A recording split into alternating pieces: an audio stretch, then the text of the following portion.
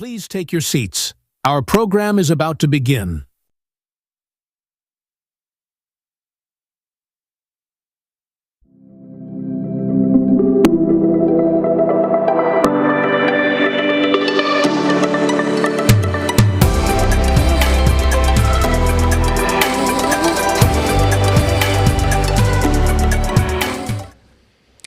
Good morning, everyone. I'm John Murphy. I'm Senior Vice President and Head of International here at the U.S. Chamber of Commerce.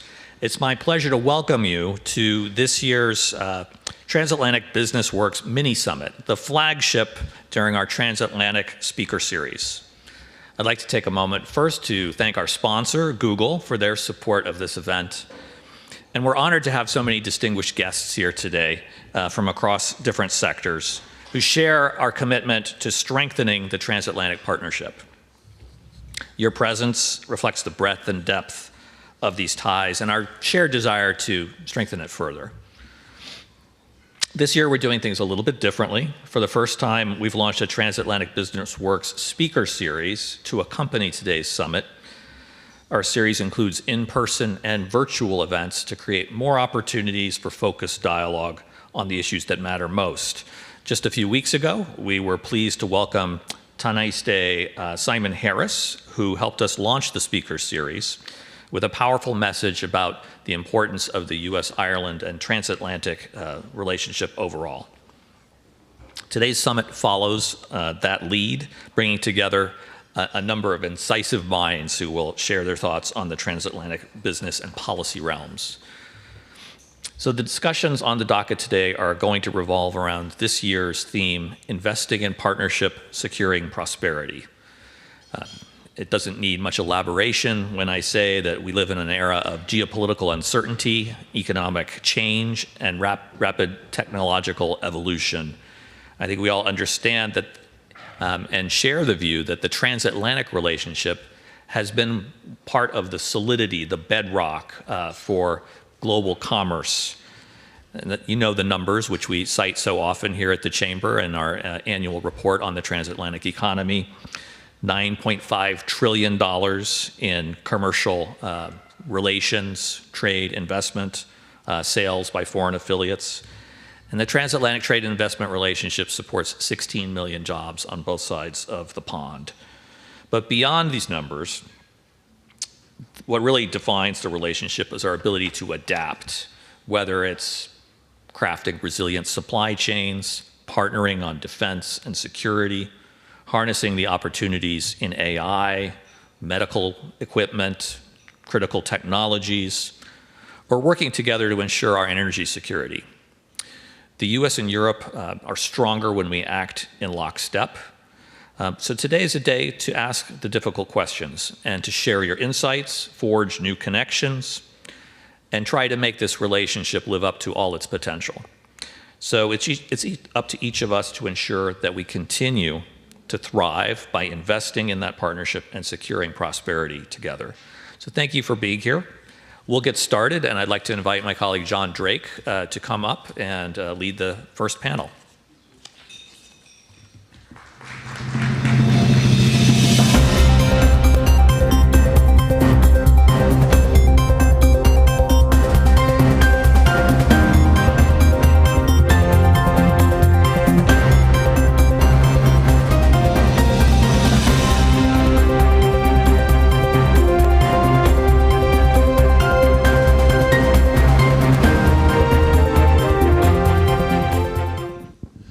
Good morning and welcome. My name is John Drake. I am the Chamber's Vice President of Transportation, Infrastructure, and Supply Chain Policy here at the Chamber. And I am the least interesting person on this panel this morning. So I'm really excited to be joined this morning by 4 distinguished executives who are leading US and European companies in sectors ranging from pharmaceuticals and agriculture to consumer goods, technology, and med tech. In the next 45 minutes or so, we're going to explore how they're navigating the current global trade rebalancing and building resilient supply chains, topics that are top of mind for all of us, and how transatlantic cooperation can support those efforts and contribute to ongoing growth and prosperity. To discuss these topics and more, I am joined by Matthias Berninger, Executive Vice President, Head of Public Affairs, Sustainability and Safety at Bayer. Caroline Burson, who is Vice President, Global Government Relations at PepsiCo. Sarah Kemp, Vice President, International Government Affairs at Intel. And finally, Martin Russo, Vice President of Global Supply Chain and Distribution at Zimmer Biomet.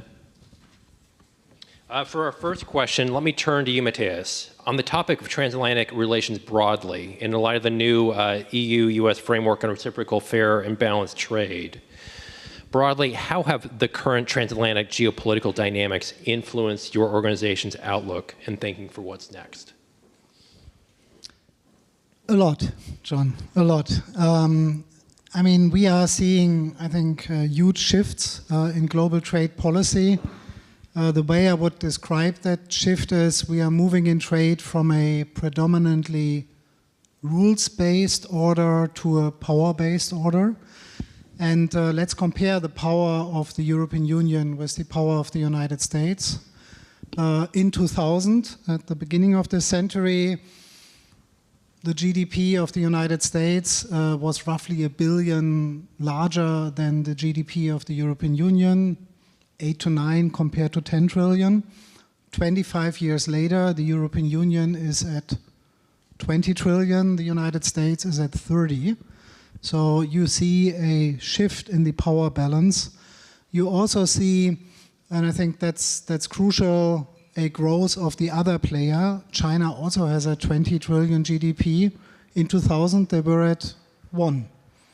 So these are shifts that we as companies have been heavily involved in because we invested in all of these regions, but they are also now impacting on how trade negotiations and how the conversation of trade is moving. When Ursula von der Leyen traveled to a golf club in Scotland to meet with President Trump, as the president of the EU Commission, she didn't have an easy journey.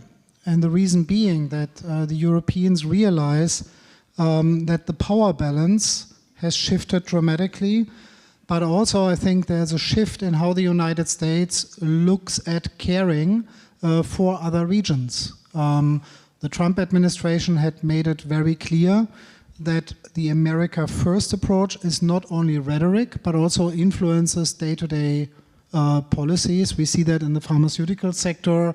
We see that in all the other sectors. I'm pretty sure talking about Intel, for example, that is a day-to-day challenge. And some in Europe felt that the whole affair was humiliating. They spoke about a summer of humiliation.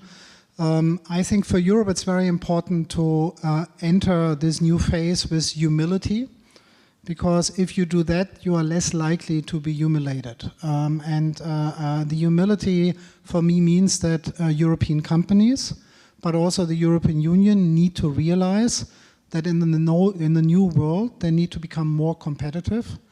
They need to move away from an obsession about regulation to an obsession about growth. They need to work on closing the gap, which is why I hope that the Silicon Valley of regulation moves from policies that are all about sticks to a much better balance between sticks and carrots. And I'm not only saying that because Bayer is one of the leading producer of carrot seeds. I'm saying that because ultimately for Europe there is no other way out of this situation, and that's for me the big learning. The other big learning though is that in the conflict between the United States and China, there needs to be a strategic decision here in Washington how the United States want to relate to the European Union.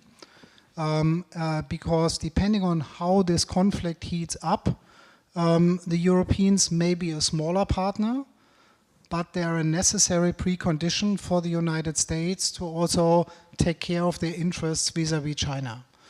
I think even the United States, as the most powerful and most dynamic economic region, when you look at absolute GDP growth in the world, cannot solve all their trade problems by having a conflict that is simultaneously playing on the Atlantic and on the Pacific.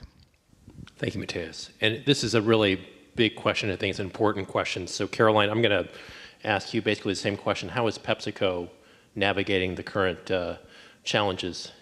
Wonderful. Thank you so much. It's a great pleasure to be here. I thought it might be useful to briefly introduce PepsiCo to all of you. Many of you think of Pepsi as PepsiCo, but we are the largest food and beverage company in North America and the second largest in the world. We sell more food than drinks. We source 35 different crops from 60 countries. We operate 1,000 global manufacturing hubs and produce food and drink consumed by over 1 billion people globally. And I think that's useful context to think about as PepsiCo is navigating, to the point of your question, some of the geopolitical and transatlantic dynamics. PepsiCo, no matter where we show up, is inextricably a US multinational corporation, including across Europe. At the same time, we operate across the globe as a local company, deeply embedding into the fabric of local communities. And this manifests in the way that we source locally, manufacture locally, sell locally, and rely on highly localized sourcing. So as much as you might think USA when you see a can of Pepsi or a bag of Frito-Lays, you'll also think Spain when you see our El Valle gazpacho, or the Netherlands when you see some of our nuts brands. And collectively, this has been a real part of our strength during this moment in time, because it allows us to lean into a global model when we need to demonstrate agility across markets, but also have this really close and tight local connection as well. And on that agility piece, something we think about, another fun fact about PepsiCo is that we are the largest purchaser globally of potatoes. And that allows us to think about our supply chain, even though we're operating at a local level, with global scale and reach. And so, we think about buying potatoes from hundreds of farmers across the world in dozens of countries. It means when there are climate shocks or instability or, supply chain disruptions, we're able to flex relatively easily to temporarily increase sourcing from one place to another and avoid major business impacts. And so when we think about the complexity of the US-Europe relationship right now, this localized model with a lot of built-in agility has been a huge strength for us.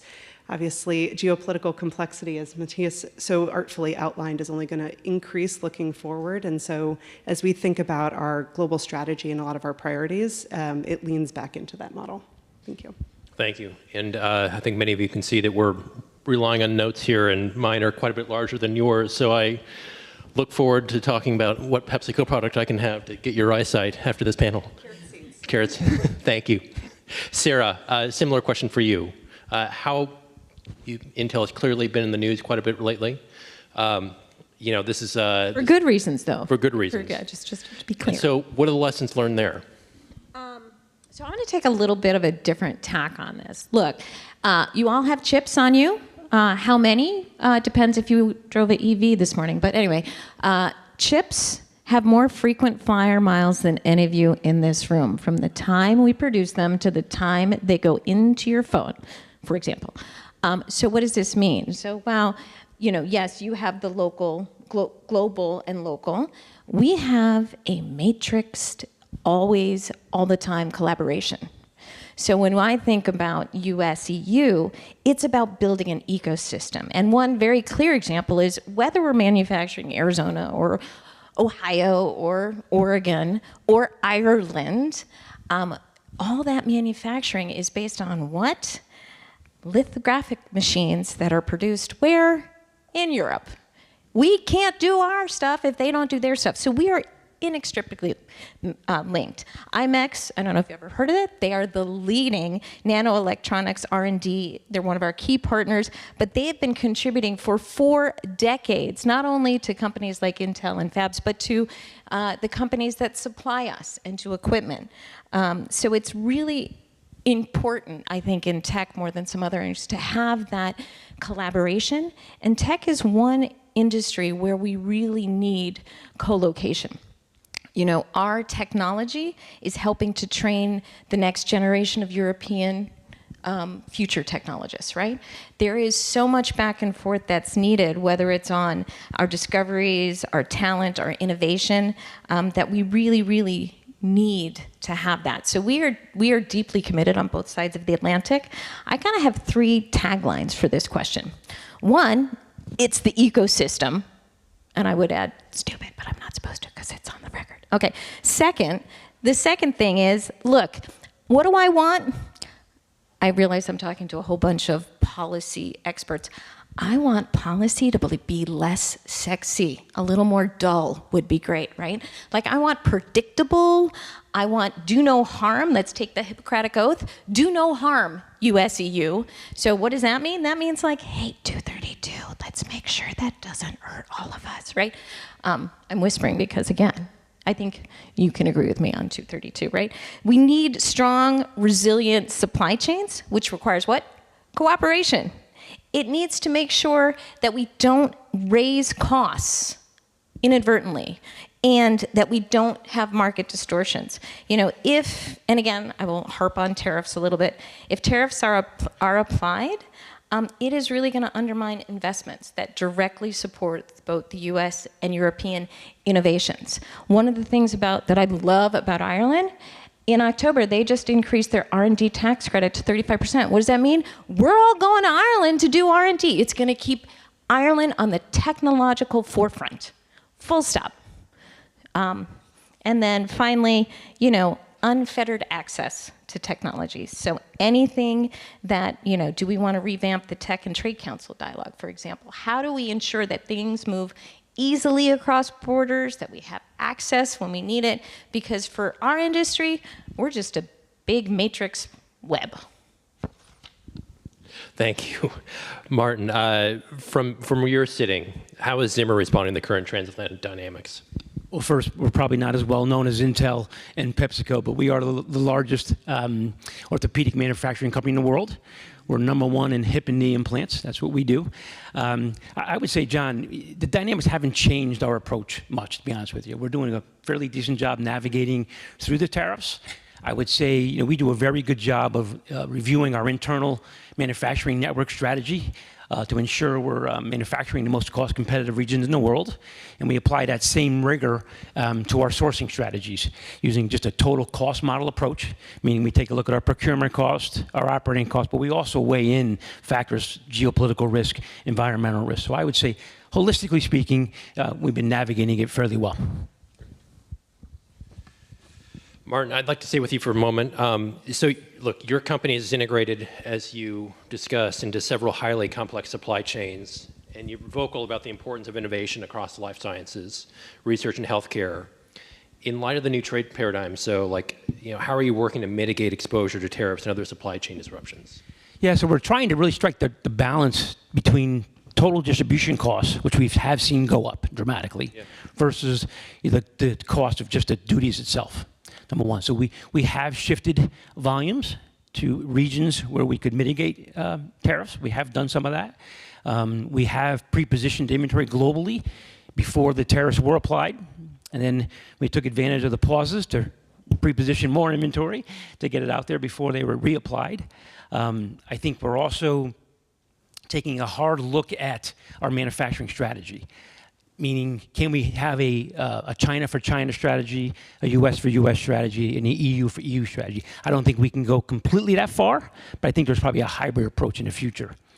I would say commercially, we certainly have brands today that we sell into regions that we've seen our profit margins erode because of tariffs. So I know our commercial teams are looking at, do we want to play in these markets anymore in these regions?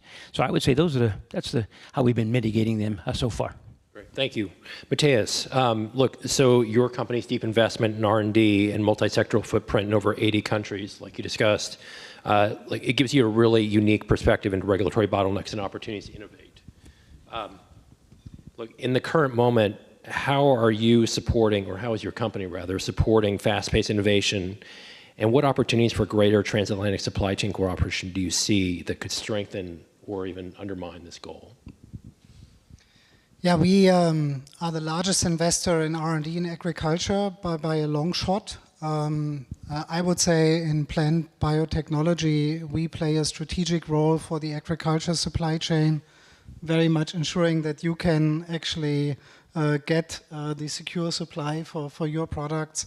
that is comparable to ASML in the chip manufacturing space. And we heard a bit about the interdependencies between the Europeans and the US on these kind of cutting-edge technologies.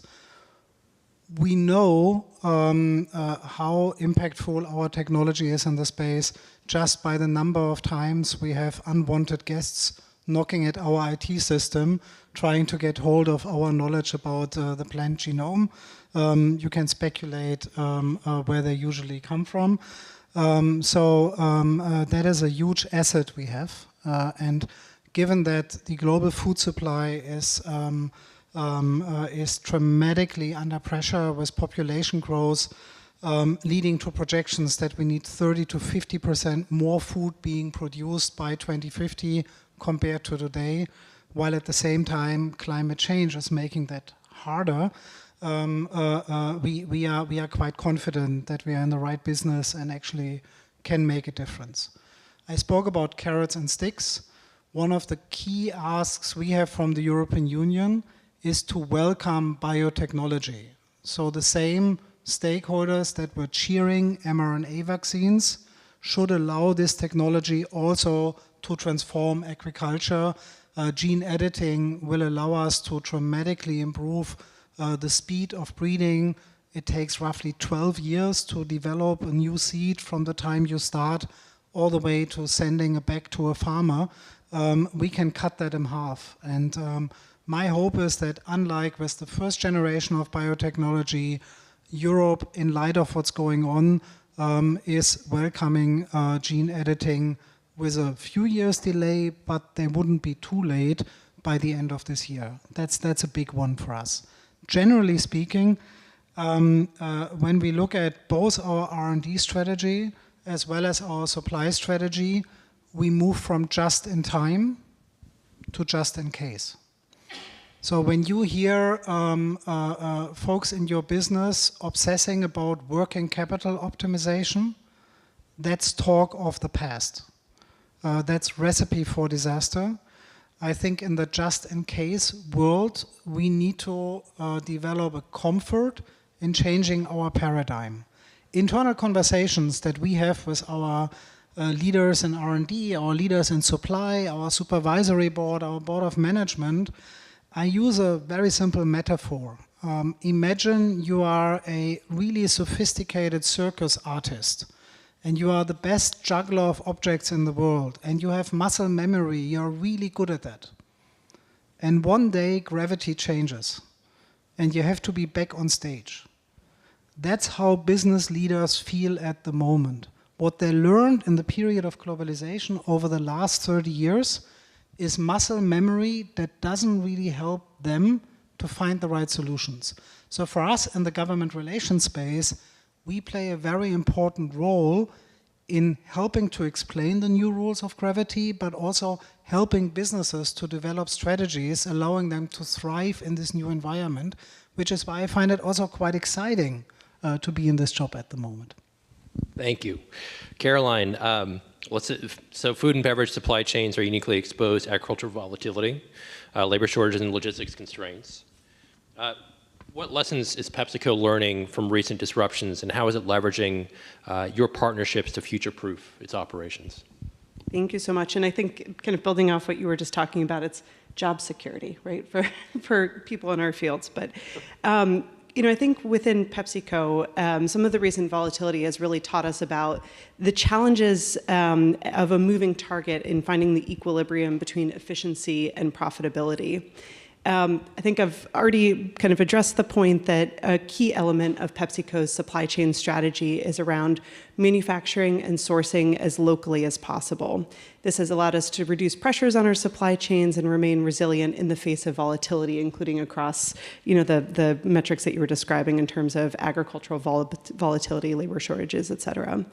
But one of the big things that we have to think about as a company looking forward is how we preserve that ability to source locally. And for us, a significant element about that is supporting our farmers in making the transition toward regenerative agricultural practices. For us as a company, this is part of our vision to be able to, as I mentioned, source locally, but also part of the goal that we've set for ourselves to help farmers transition 10 million acres of land globally toward these regenerative, restorative, and protective practices. One programmatic example that is particularly relevant in this conversation, because it is focused specifically at North America and Europe, is a program that we recently launched called Step Up for Agriculture. And this is a coalition in partnership with Unilever and several other large food and beverage companies. And the idea is looking at how we can help farmers, again, in Europe and North America, scale regenerative agricultural practices, in particular by aligning financial tools, digital infrastructure and technical support, as well as policy through public-private partnerships. And the idea is really about how we can bring those components together and support farmer-facing organizations or agronomists as they're providing locally relevant guidance and technical support to these farmers. And this program is very much in its early stages, but there are so many learnings that we anticipate being able to develop in North America and in Europe to ensure that those, three important systems, as I mentioned, finance, policy, and data, evolve together. And so, collectively, this allows us to have profitable, sustainable, productive growth that benefits farmers, and then for our company, helps us ensure the long-term supply. And so that's a big part of how we're looking at resiliency in the midst of a lot of these disruptions. Thank you. Sarah, look, global supply chains, I think not just for Intel, but for a lot of industries globally are fragmenting under the pressure from geopolitical tensions and industrial policy shifts. How is Intel leveraging its partnerships to build a more resilient and diversified footprint? And specifically, what role might the EU-U.S. trade framework agreement play in supporting Intel's objectives? Sure. So similarly, I think one of the joys Intel has is that we do have a global footprint, right? Which is a huge asset in today's ever-changing gravity trade rules. And I would say, one concrete example is the one-letter change. How many people are aware of that China changed from a country of assembly to a country of origin? One little letter rocked my world. Totally rocked my world, right? Because what did that mean? It meant that, we have a lot of manufacturing in the US. It meant overnight, we used to manufacture in the US, we'd send it to Asia, they'd package it, they'd test it, and then we'd send it maybe from Malaysia to China. It would come in under Malaysia tariffs. It meant overnight, China said, no, I'm sorry. It can't, it's gonna be country of origin tariff, which meant all of a sudden we had US tariffs, not Malaysia tariffs. That overnight meant we used to do China for China, right? Everyone has a local for local policy for China. We switched and our customers were like, hey, you manufacture in Israel, you manufacture in Ireland. We'd like chips from there, please, right? Which we could, right? We can, because again, being geodiverse is a competitive advantage. I think 5 years ago, boardrooms weren't talking about geodiverse. It was just-in-time cost cutting. Now, people are willing to talk about it and pay a premium. Well, maybe not a premium, not as much as we'd like. But anyway, they're willing to internalize some of that cost. So our collaboration around the world, but particularly our facility, R&D, and manufacturing in Ireland is a huge competitive advantage for us. Also, we have our site in Poland, right? And we're able to leverage that as well. So whether it's working with companies or the research institutions, I think all of us in the panel have talked about that. Huge competitive advantage. As it relates to, the bottom line, this is all about increasing resiliency and decreasing dependency on any one geo market country. But as it relates to the US-EU trade framework, we are strong supporters of that because anything that makes it smoother for things to go across borders, we're for. But the framework in particular limits the use of Section 232 tariffs to 15% across at least 5 sensitive areas, including semiconductors, right? Which is important for both sides to ensure that Semiconductor manufacturers and equipment remain tariff-free because anything you want to do that requires electricity needs a chip. Also, the US-EU framework includes coordinated sourcing and recycling of rare earths. Kind of an important topic. It's in the news every day, right? So whether it's lithium or cobalt or other key materials, the ability to share intelligence on export restrictions and to ensure that there isn't a market manipulation is critical. And then also, again, collaboration on export controls, investment screening, joint investments in chips and AI hardware is also something that I think is critically important, that this framework allows for the discussions on incentives and nearshoring. And then finally, yes, what do we need? We need a little more clarity on what's in this specifically. Like a little more detail would be great. Like, what's the tariff exemption on fab equipment? Or, what does this really mean that the EU is going to buy 40 billion in US AI chips? A little more clarity, a little more specificity would be just lovely.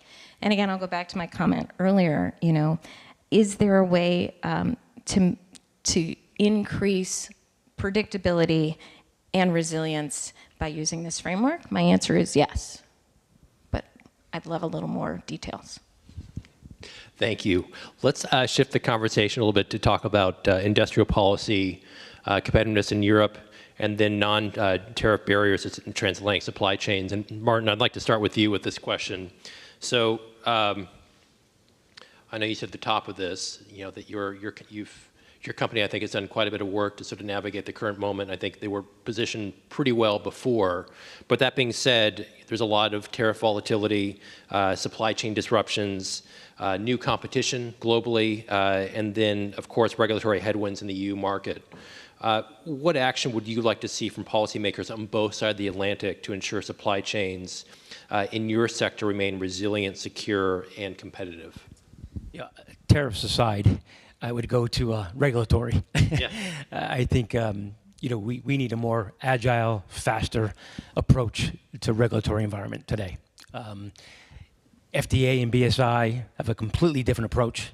That doesn't help. I'd love to see the FDA and BSI come together and try to at least standardize their thinking and alignment on regulatory approvals in the marketplace. I think, how can you embed clinical or industrial stakeholders in policy design? That's another one. Last one probably be around, how can we, create an accelerated pathway, if you would, for new products. Right? At Zimmer Biomet today, we have our largest pipeline of new products. And I would tell you, it's our single biggest problem today. We can't get it to the patients who need it. It clearly is the single biggest problem. Every launch we have is delayed. And that just means revenue impact, that just means patient impact. So I'd say that's the biggest things. And then the last one I would say, continue to support advanced manufacturing and automation, right? How do we keep our regional sites competitive, right? Using that total cost model approach, weighing procurement cost, operating cost, risk from abroad and everything else. But I think those are the main policies I'd like to see addressed besides tariffs. Of course, thank you. Caroline, look, you've made very clear, or you made very clear to me at least, that every one of the markets that PepsiCo operates in is a very critical market, right? And it oftentimes has its own individual needs. With the sustainability principles that PepsiCo embodies, how do you balance the stakeholder needs and expectations across the Atlantic? Thank you. So PepsiCo has had this vision of putting sustainability at the center of how we make, move, and sell our products. But as I think you've heard me express over the course of this conversation, it's also because it improves our resiliency and our business outlook looking forward. So it's about how we can make sure that we are as sustainable as possible in terms of our growth and business, in addition to our sustainability practices. The stakeholder perceptions and perspectives are integral to how we are figuring out how to navigate this space. And even in the space of agriculture, as I've just mentioned a fair bit about, having the perspectives of our stakeholders front of mind is critical in all of these different markets, but so too is the transference of expertise that we develop as a result of how these projects manifest in different markets. And so we're very excited about some of the lessons that we've learned from European partnerships, for example, on ag in Europe and how they can shape our US advocacy. And similarly, how our experience in the US with things like public-private co-investment models can shape our approach in Europe, such as around the common agricultural policy. And so there's a lot of transference of knowledge as a result of the stakeholder inputs that we receive as we're developing our approaches globally around sustainability issues. The one other policy issue that I'll mention in particular that I think is highly relevant here is around sustainability reporting, which we view as really about driving that trust with stakeholders and our credibility as well in terms of our progress against our sustainability goals. And as a US company with strong operations in Europe, we've been very pleased to see the simplification efforts already underway in the EU to address competitiveness concerns stemming from reporting requirements. But there are areas of additional opportunity that we are closely working with European officials around, which includes the indefinite extension of artificial consolidation under CSRD. And for us, looking outward, this is something that's set to expire in 2030. And if this option were extended, it would enable EU subsidiaries of non-EU parent companies like PepsiCo to report sustainability information through a consolidated report that would cover all in-scope EU subsidiaries. And extending this option would remove the burden of having to file individual reports in individual EU markets. And this feels, even as I'm saying it out loud, like a very tactical example.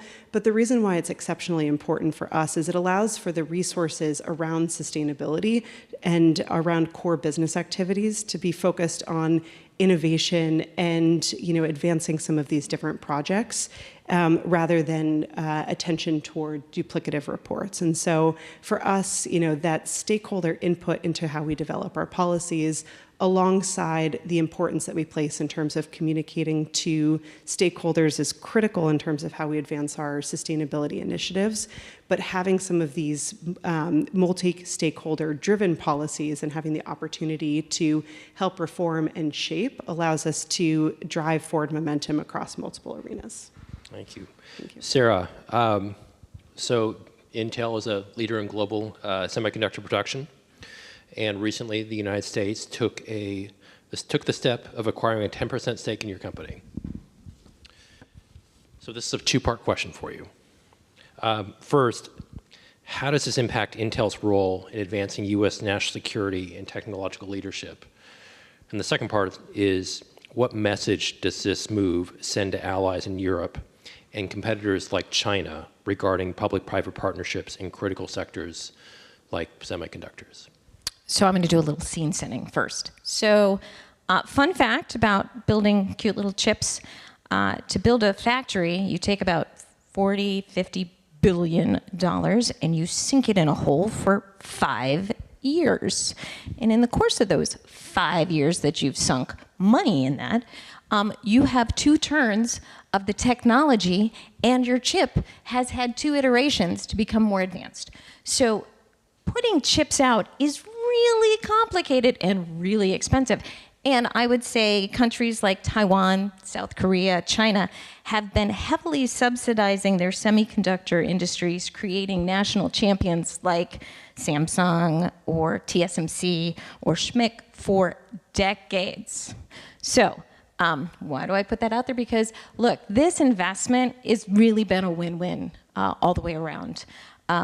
Yes, we're delighted to have the CHIPS money, but it also sends a signal. Where do we manufacture? We manufacture in the US, in Ireland, and Israel, right? We do packaging in Asia, but we manufacture state-of-the-art chips in US and Ireland. So the message that, and that when we had all the discussions, obviously, the US government knows now in very much detail everything we do. But I think it sends a very positive and very strong message to US-EU collaboration on where is technology going, how do we collaborate in a way that makes a difference. And I think, the other thing is that there is a defense and security play for chips for sure, and the intent to partner on that is real.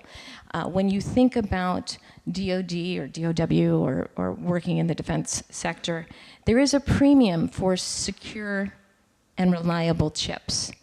And that's going to mean a US-EU partnership for sure. So I think it's very positive on the messages that we're able to send to the US and EU. And I think it really does allow us to look forward on where are we doubling down on more critical technology research and development. What's that next innovation? How do we bring that forward? So I'm excited about it. I think it sends a very positive message to our allies and friends around the world of what do we want to do and how do we want to ensure that the US maintains technological leadership in critical technologies, and how do we ensure that we're not dependent on any one geo. Thank you. Matthias, Europe risks falling behind in the global innovation race. And we're seeing that play out acutely in the life sciences and biotech space, as well as in other critical industrial sectors.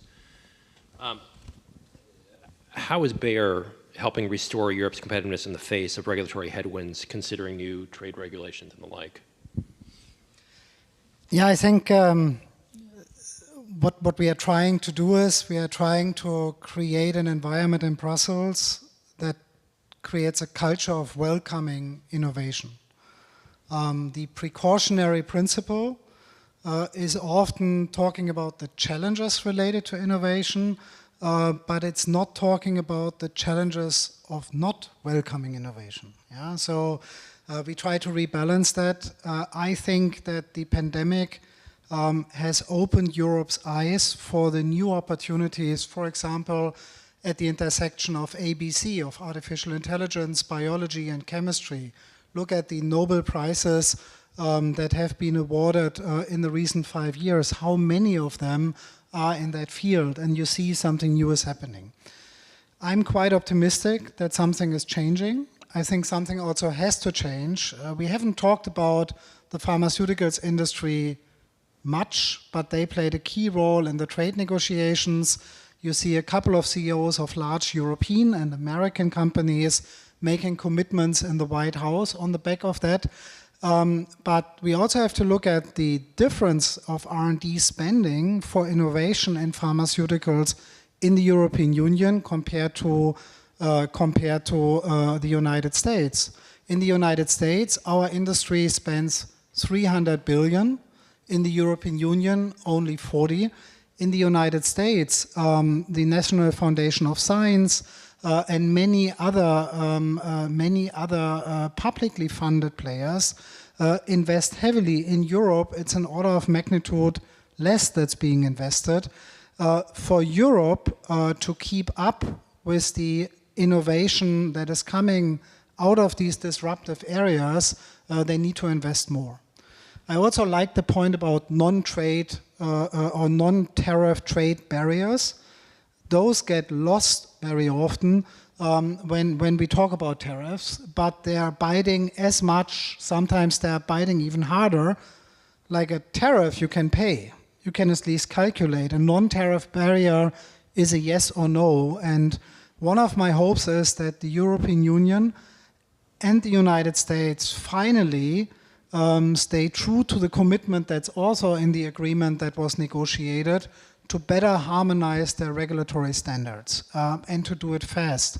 For US farmers, that's critical because new generations of crops will only be sown in the United States if they are also approved for export in the European Union. So the crisis of the soybean farmers that we see at the moment, partially a reprieve is for the European Union to welcome those grains. Generally speaking, the fastest way to balance the trade relationship between Europe and the United States on goods is to allow for more imports of guns, of gas, and of grains. In the case of grains, we need to tackle non-tariff barriers. My last point is there is a lot of conversation about reporting requirements in the European Union. but the real race is a different one. China is leading in becoming the electro state, the first economy that can rely on abundant, cheap electricity that is being produced without too much carbon emissions. The FT calls China the electro state. I just came back from China this week. We signed huge commitments for our operations there to get cheap and abundant electrons. The days where those were rationalized are over. If Europe and the United States do not want to lose out, they need to collaborate on electrification. You will like that. A lot of chips are involved in electricity, but every business likes that because the transition away from the traditional way of producing electricity to new ways is underway, and for both the transformation to decarbonization of our supply chains, but also the full integration of artificial intelligence, that's a major thing we need to achieve. Since both the US and Europe are falling behind, that's a good area to collaborate in order to close the gap that has been opening and will be widening if we don't do that. Can I just add on? I'm passionate about energy prices, and in particular, we all are. I'm telling you, we all are. Given the state of the energy prices in Europe, this is a critical must solve. Europe is not going to advance if they cannot bring down their energy prices, full stop. It's such a critical input. So I just want to highlight everything. Thank you. We've got just a couple minutes left. I'm really enjoying these conversations. And I think when I agreed to take on moderating this panel, I think the two rules I was given is one, don't screw it up, and two, try to keep us mostly on time. So while we have a couple minutes left, I'm really enjoying the conversation. We're going to kind of go into a lightning round, but don't be too quick about it because I'm really enjoying the back and forth here. But just looking ahead, so resilient supply chains down the road. And Martin, let's start with you. You know, what does a resilient supply chain for your sector look like over the next 5-10 years? Yeah, I think it's three things, John. One is, and we're partnering with companies now, but can we utilize AI or predictive analytics to identify risks before they occur? And I'm specifically talking about raw material shortages. In the last 5 years, the medical industry was struck with a Tyvek shortage due to a DuPont resin issue, and Tyvek is used on all kinds of packaging. We can't ship product without the Tyvek. That was one. I think the conflict between Russia and Ukraine impacted our ability to get titanium. So I think a mechanism to really identify those global raw material shortages in advance is one. Number two, easier said than done, but we've all got to continue to dual source our manufacturing and our purchasing of components. We cannot rely on single source. We have to do that. And thirdly, overarching, I would say, companies got to do a better job of developing business continuity planning. And what I mean by that is you're conducting regular reviews and assessments of your entire supply chain. And one thing we do at Zimmer 4 times a year, we do 4 tabletop exercises. We just did one in Q2 for our Puerto Rico manufacturing facility. What if a hurricane hit? How are we going to survive? We just did one 2 weeks ago at our distribution center in Midwest. What if a tornado hit my distribution center? How am I going to survive? So really, I think those are the 3 things I'm looking for, is a mechanism to identify global shortages, continue to push the strategic partner relationships and dual sourcing, and then really dive into business continuity planning. Thank you. Matthias, same question to you. What's a resilient supply chain for your industry look like 5-10 years? I don't make 5 to 10 years predictions at the moment. I think 6 months. We can be only wrong with that. I already said, just in case is the dogma no longer just in time. If anybody talks to you about just in time, he puts your business at risk. Point number 2, I like the Mark Twain quote. It's not what you don't know that gets you in trouble. It's what you know that just ain't so. It's what you know that just ain't so. So those who believe they know how to fix this are with high probability wrong. So we need to look at this very differently. And my third point is, I think ultimately the US-European relationship is one we need on both sides of the Atlantic to be successful. If we can't fix this, we are in lose-lose territory. And I think we all have to make that very clear to the two governments discussing how to move forward. That's my main job for the next 5 years. Thank you. I know we're close to time, but I do want to hear from Caroline and Sarah. Caroline. Wonderful. Well, very similarly along the lines of what you were articulating, the hallmarks from our perspective of a truly resilient supply chain is exactly, the technology-driven visibility and predictability. Something that we've leaned into a lot and are thinking about are, digital twins, machine learning, the AI point that you mentioned in terms of data extraction, how we can just be, within the reference point of your Mark Twain quote, at least having a little bit more of that information. It's the proactive risk measurement and mitigation. So when I mentioned agility earlier, it's continuing to do that more and more, including through diversification, and then really having that agility in our operations. And that includes bringing in things like robotics and other technologies that enable those types of adaptive and changing supply chains. And for us, we have a very complicated supply chain, but we're well on our pathway to embedding these types of capabilities.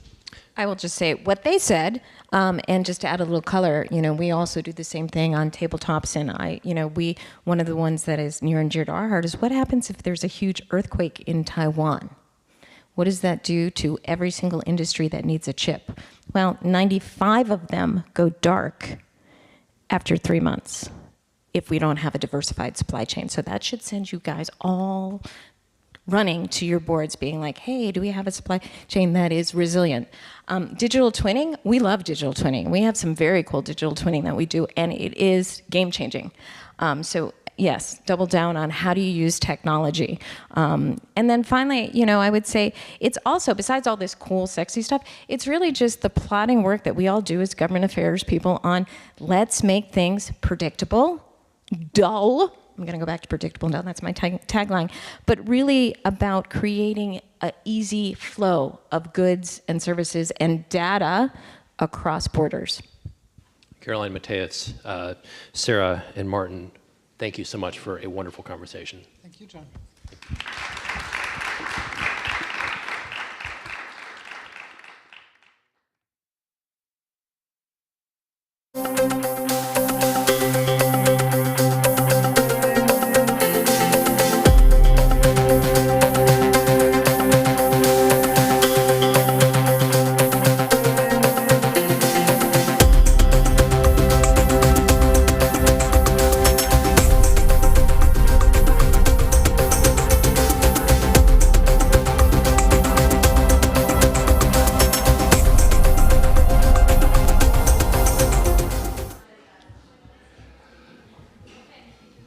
Good morning.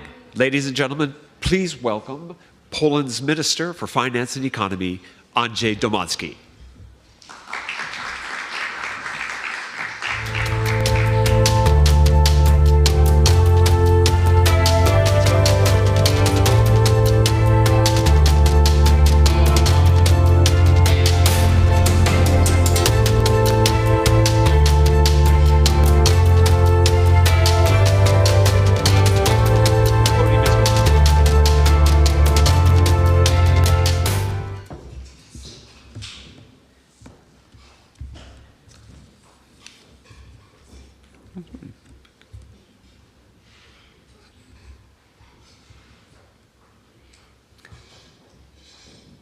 Ladies and gentlemen, distinguished guests, it's a great privilege to stand before such an audience, leaders, investors, creators of prosperity, and today I'm here with a simple message. Security is not only a responsibility for governments, it's a strategic investment opportunity for business. We live in turbulent times, and the state of global geopolitics is deeply troubling. Crises are no longer distant. They spread through supply chains, through energy prices, through cyber attacks and markets. Russia is not only waging a brutal war against Ukraine, it's also attempting to undermine the unity and credibility of the entire Euro-Atlantic community. You've surely heard about the violation of Polish airspace by Russian drones on the night of September 9th, with 19 aircrafts having flown over our territory. Such incidents had happened before. However, this was different. For the first time since the beginning of the full-scale Russian invasion on Ukraine in 2022, Polish territorial integrity was deliberately violated on such unprecedented scale. As we know, for a fact, this was no mistake. Let us be clear. What is at stake is the credibility of deterrence, the resilience of our democracies, and the safety of trade routes. This is why today, now more than ever, we must stand united and work together to confront the challenges we all share. We firmly believe that Europe must take greater responsibility for its own security. It's clear. After years of neglect by some allies, starting 2025, the European Union plans to significantly increase defense expenditure. The efficiency of military spending and the development of the European defense industry are now a priority area of economic policy for EU member states. We are pleased that during the recent NATO summit, the alliance set a new defense spending target to 5%. Now it's time to put our money where our mouth is.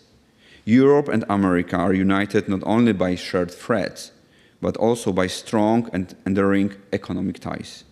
The European Union and the United States have the largest bilateral trade and investment ties, also the most integrated economic relationship in the world.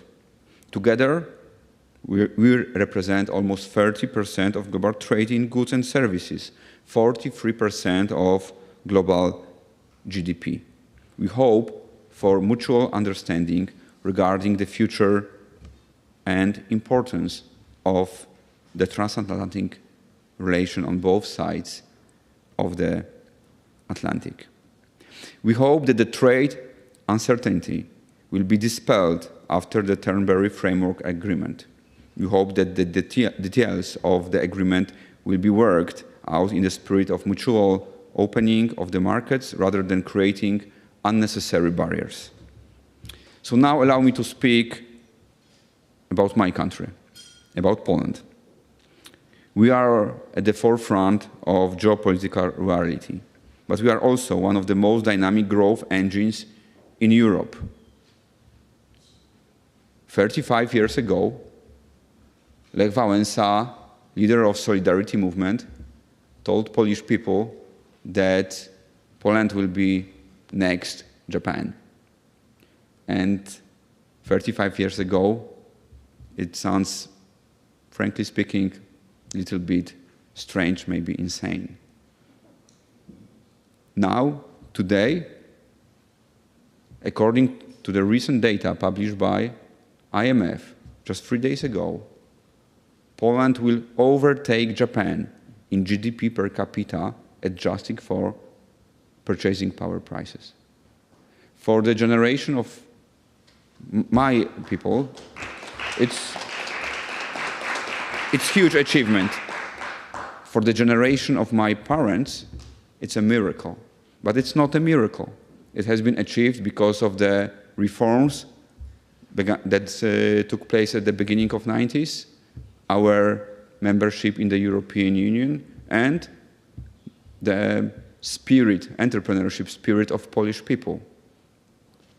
US companies were with us at the beginning of the 90s, were investing in the Polish economy when it wasn't as obvious and as clear as it is for me today that Poland is the best place to invest in Europe by far. But of course, we need to think about the future, and we need to create a secure and stable environment for further investments. This is why we are modernizing our defense at an unprecedented scale, investing close to 5% of our GDP in defense. there is a major opportunity for US defense and dual-use technology companies to further strengthen and expand cooperation with Polish partners. The existing potential for development of defense cooperation is in the interest of both Poland and the US. It provides an opportunity to increase competitiveness and broaden US access to European market. We are also accelerating our diversification of energy sources, LNG, nuclear, renewables, with world-class partners such as Westinghouse and Bechtel already on the ground. We are confident that LNG is the key to ensure and maintain Europe's independence from Russian supplier. We also value the growing relationship that we have enjoyed over the past years with Westinghouse, technology provider, and Bechtel, consortium partner, to build the first Polish nuclear plant. For Poland, the United States is a core strategic partner across economy, security, and of course, defense. Polish-American trade partnership is robust, resilient, and expanding.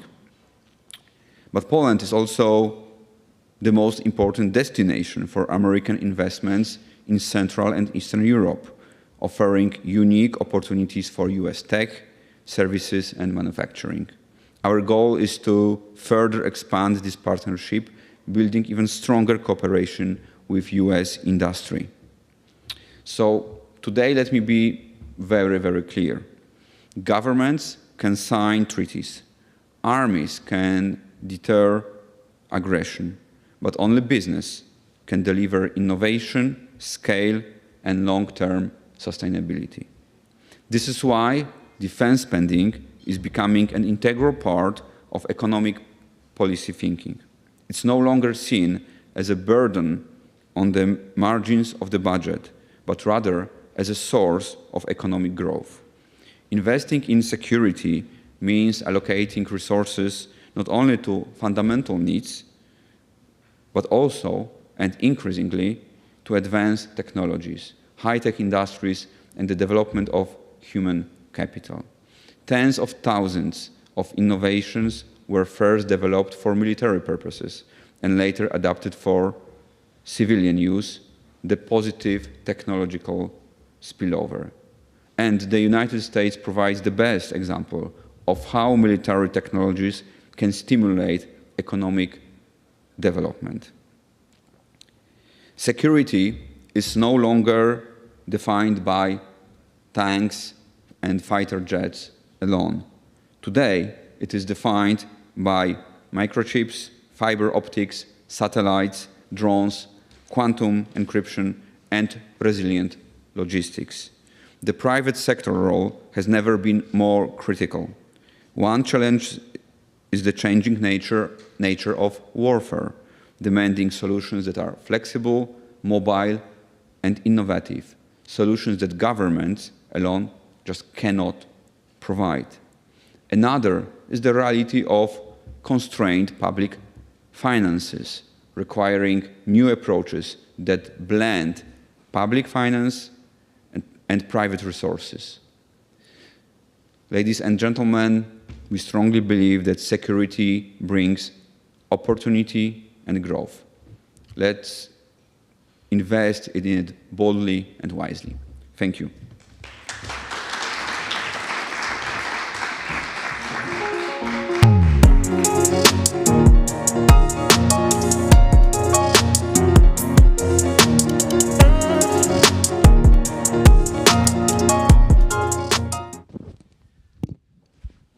Make sure. Can you hear me? Are we on here? Good.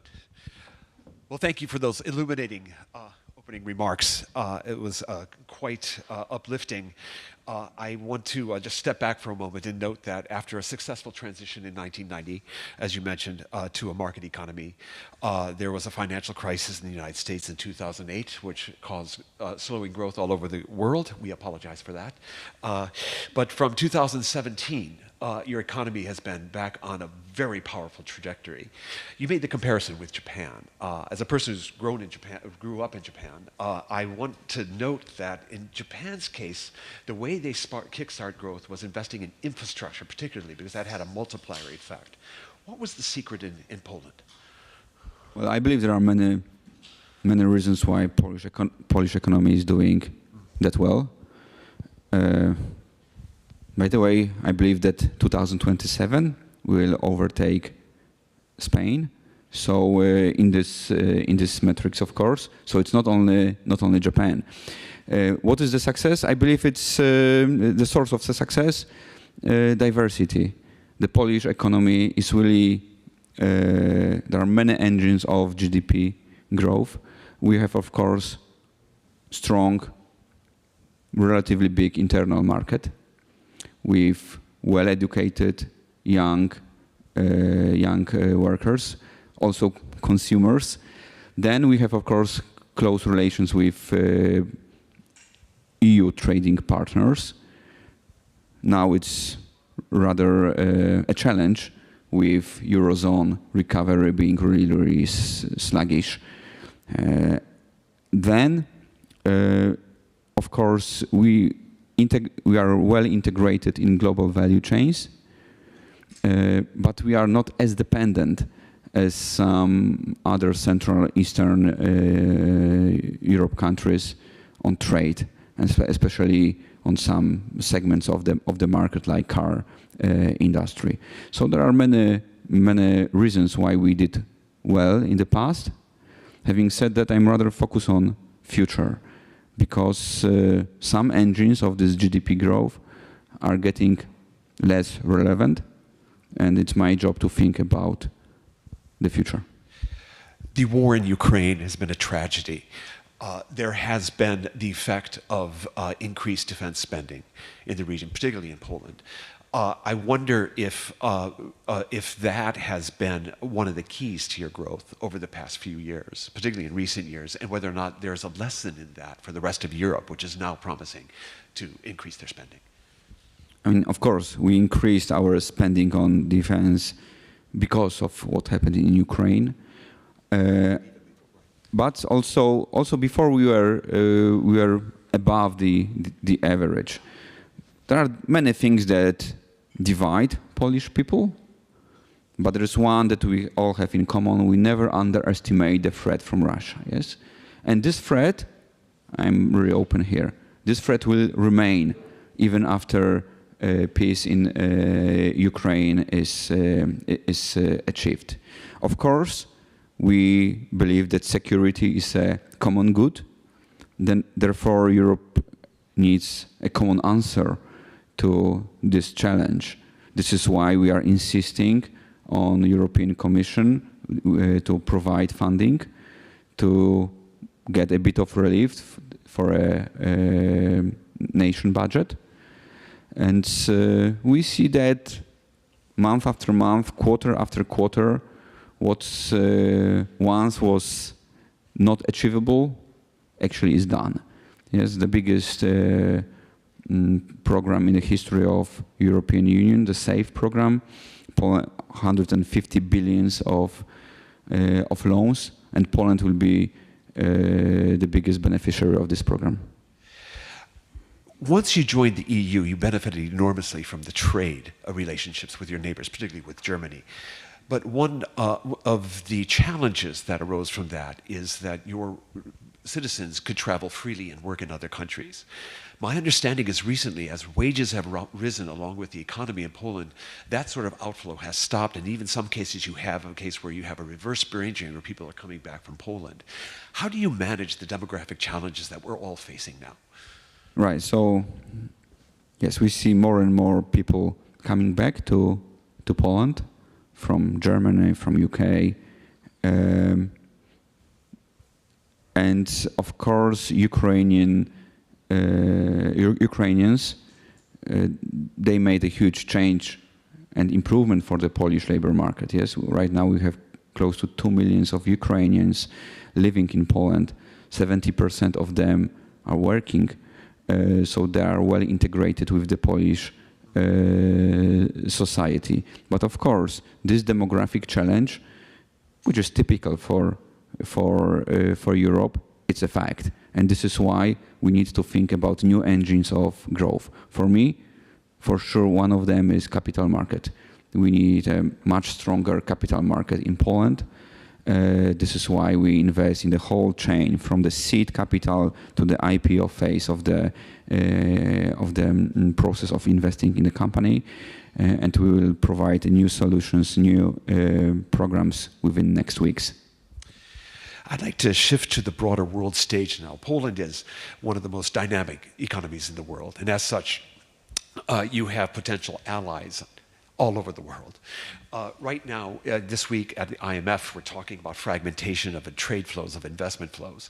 You have the US and China becoming two big rivals who are sort of facing off with each other. I know that the Chinese have been welcomed as investors in the Polish economy, but they are also very closely allied with Russia. How do you look at this world stage that is now being, fragmenting and dividing into trading blocks? Actually, China is investing relatively little in Poland compared to other Central European countries. US is our strongest and most important military ally. As I said a moment ago, our economic relations are very good, and for Poland it's clear on which side we are. Of course, we don't like the tension in the global trade. We don't like tariffs. We don't like this discussion because it's the level of uncertainty is going up, and this is a problem. Fortunately, Poland is not that much exposed to tariffs as some other European countries. In your opening remarks, you mentioned the energy dependency that Europe had on Russia. Now, what is your vision for Poland's energy needs going forward? Right now, in Poland, we have massively accelerated clean energy transition. In 2024, for the first time in the history, we produced more energy from renewables than from coal. We are investing heavily in nuclear energy, which we believe is safe, clean, and has important role to play in the Polish energy mix. And we, of course, don't buy Russian gas, and we think that no one should buy it. And we'll do whatever it takes to cut it from possibility of Russia selling gas in order to strengthen its economy and then to be able to produce more tanks and fighter jets that later we have to fight with. So this is just let me finish. So this is why we are very open for discussion about increasing shipment of LNG from US.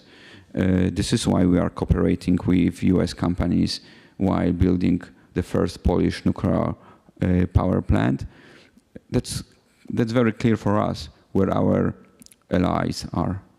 This transition, though, to these new sources of energy, whether nuclear or renewables, it's going to take time. In the interim, you mentioned the shipments of LNG. Are there other sources that you're looking to help bridge that gap to the moment when you'll be able to be more self-sufficient in these new areas that you're investing in? Well, we believe that Polish energy mix must be based on renewables and nuclear energy. Yes, there is a role and a share for LNG, especially that it works really well with renewables. For me, what is really important is the price. I'm the Minister of Finance, and I want energy price to get much lower than it is in Poland right now. And we know how to do it. Invest in renewables, invest in nuclear, and invest in LNG electricity, because it works really well with renewables. But we need strong and reliable partners to that. And we are telling again and again to our Western European friends, don't repeat the mistake that you did learn something from the history. You cannot buy Russian gas because it's feeding your enemy. That's very clear for my country. Okay, I'd like to shift, if we could, to the role of U.S. businesses and what we might do better. We have 1,500 companies now that are currently invested in Poland. We have 19 billion in foreign direct investment. From my understanding, you may have other numbers that might vary a little bit depending on how you measure them.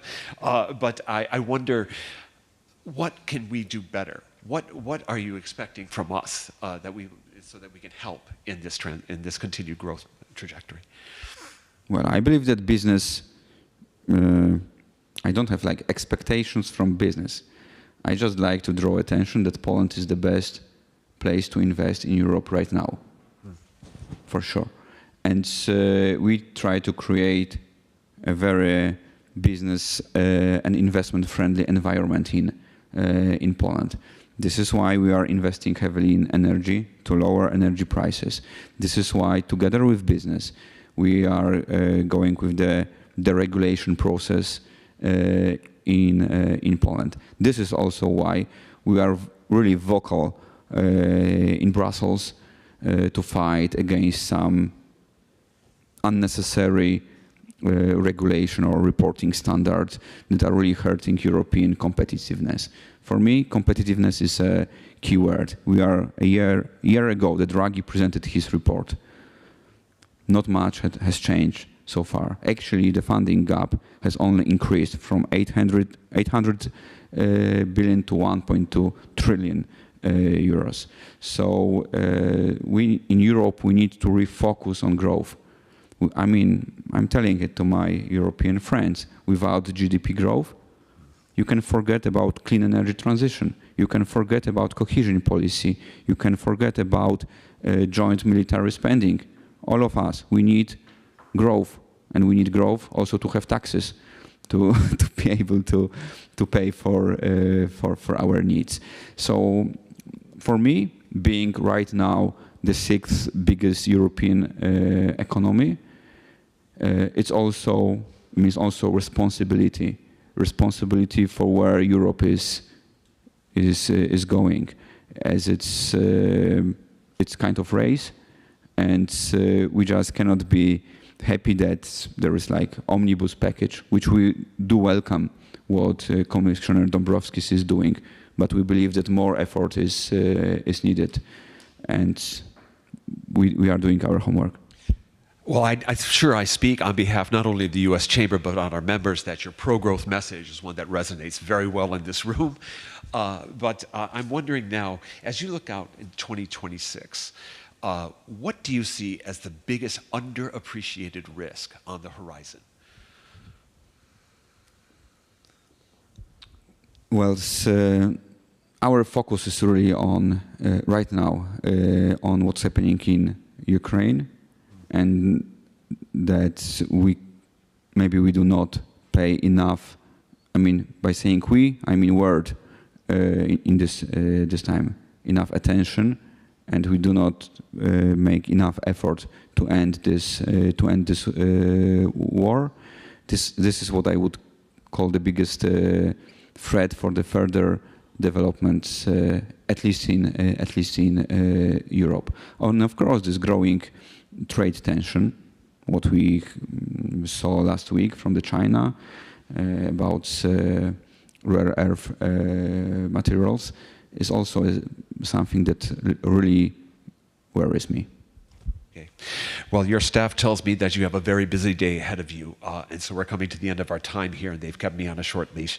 I want everyone to thank Minister Domanski for coming and sharing his thoughts with us. Thank you.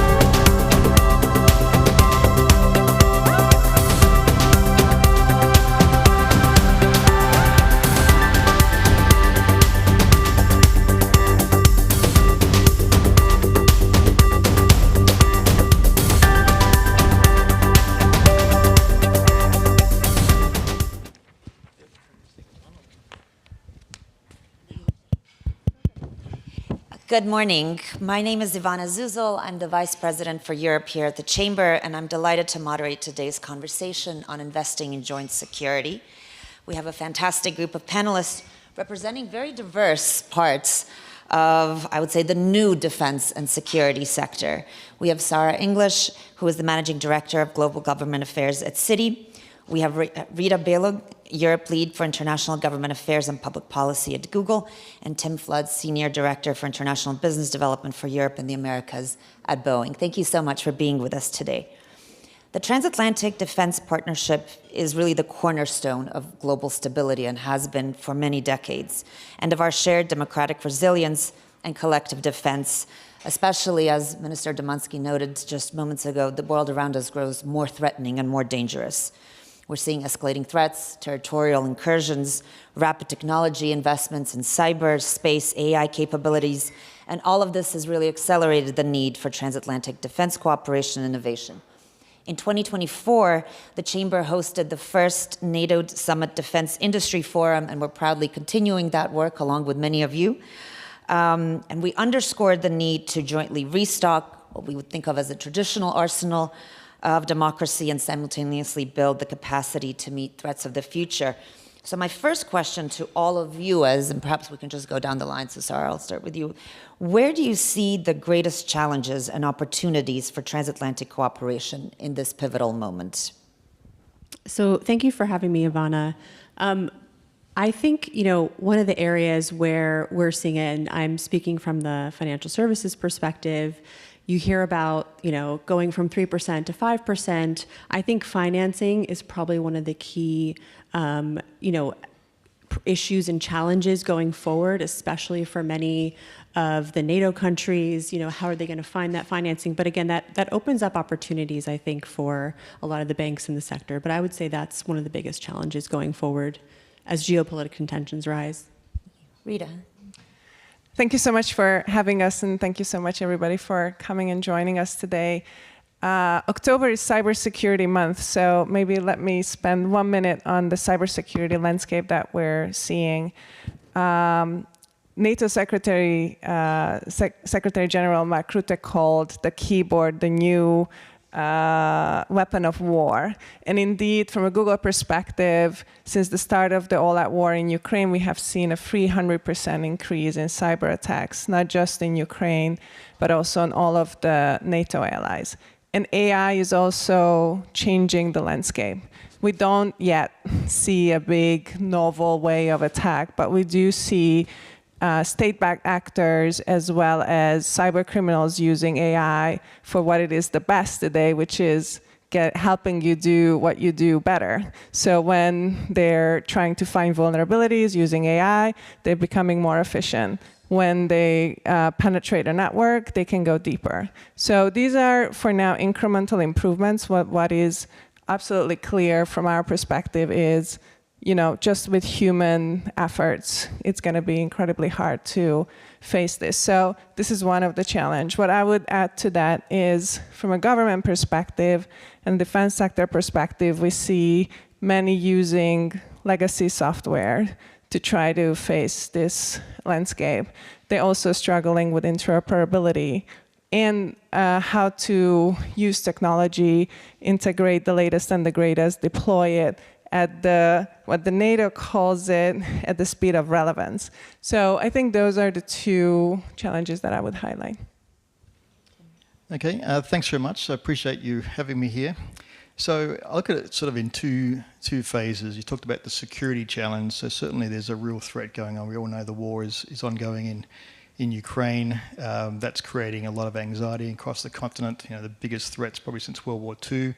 And it's not just stopping there. We're seeing incursions in airspace and undersea infrastructure. So that's driving a lot of need for modernization across the continent.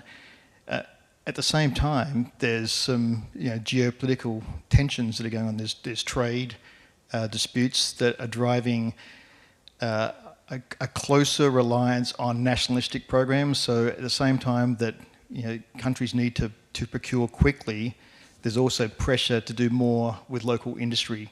So I see the biggest challenge and opportunity is how do you balance the need to modernize and address the threats that are real and emerging and growing. At the same time, trying to make sure you're growing your industrial base at a capacity that provides a degree of independence and resilience. Thank you so much. So I'm going to come back to the newcomers in the defense space, and I hope you don't mind me referring to you as that, but it's certainly not sort of what we think about when we think of traditional defense. So Citi made headlines as the first major US bank to invest in the defense sector, a move that signaled a new era for how capital markets view their role in national and international security. Sarah, what drove that decision to invest, and how do you see Citi's role evolving in shaping the future of financial defense investments, both here in the United States, Europe? Yes, so I think I should first say it wasn't like we're relatively new, because we've been banking the aerospace and defense sector for decades. But I think what changed was obviously the war in Ukraine sort of had our internal risk calculations that maybe instead of just funding and supporting our corporates in the aerospace and defense sector, that we should consider getting more involved, whether that was through government procurement programs and financing of those, or looking into other types of, not going beyond the fighter jets and the aircrafts, but munitions and lethal weapons. And so I think, it was in 2023, 24, we decided, based on, like I said before, this increase in defense spending is a huge opportunity for Citi. So we decided that, going from about 4 countries in terms of like what we can provide to going to 31 allied countries of the United States, where we can help provide all kinds of financing, from asset monetization, capital markets, trade financing, and things like that. But I think going back to the point that I made earlier, governments are really struggling with how are they going to finance. We saw this conversation play out in the One Big Beautiful Bill here just a few months ago. The governments don't want to raise taxes, they don't want to cut spending from other areas, and they don't really necessarily want to issue government debt. So what is the alternative to that? Well, that's where banking, capital markets can really provide sort of the ammunition you need, pardon my pun, to actually help fuel this kind of spending. And so, like I said, we've been in that space for quite some time, but we have an entire team. We have a public sector banking team, and specifically a team made up of former military professionals that is actually going after this opportunity, both with our corporates, so our big partners like Lockheed and Boeing and others, but as well going directly to these governments and helping them provide some financing options. Thank you so much. Rita, Google's entry into the defense space comes at a moment when the EU is increasingly focused on digital sovereignty and is being pretty cautious about foreign tech dependencies. How are you navigating some of these sensitivities while continuing to build trust with transatlantic defense stakeholders? Thank you. And I think it's important to note that the whole conversation on digital sovereignty is not new. It's at least a decade old, if not more. And from a Google perspective, we have been offering our cloud services on what we call on Europe terms for many years now. I think the question here really is, what is it that we're trying to achieve? And in my mind, there are 2 goals. One is, I described a cybersecurity environment that is rapidly evolving. So on one hand, I think we really need the latest and the greatest technology in the hands of those who are trying to defend Europe, European cyberspace, the transatlantic cyberspace as quickly as possible. The second kind of objective is how do we do that in a way that respect, in particular in the defense sector, the data sovereignty, digital sovereignty needs. So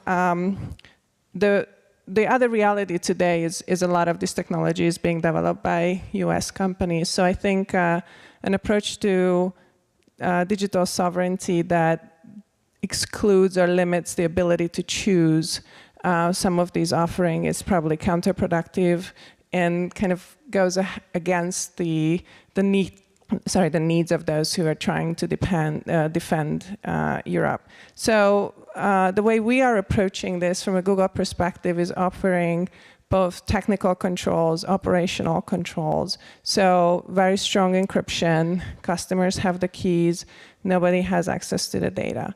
Very strong operational controls, which means you can decide whether you want to work directly with Google, whether you want to put limitation on, for example, only Europeans can work on your project or only Americans can work on your project, or you want us to work through partners, which we do in Europe, for example, is the Schwarz Group in Germany or Thales in France. And then we also offer some of the data residency solutions, which means you can opt for your data to stay in America, you can opt for your data to stay in Europe.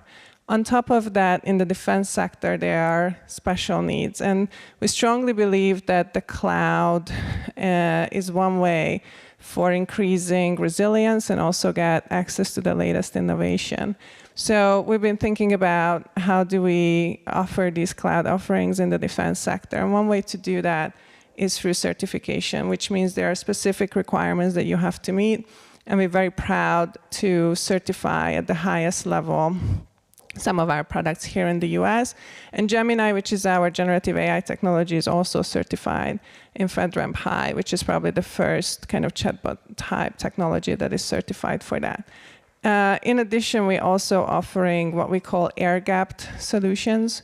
This is the Google distributed cloud solutions.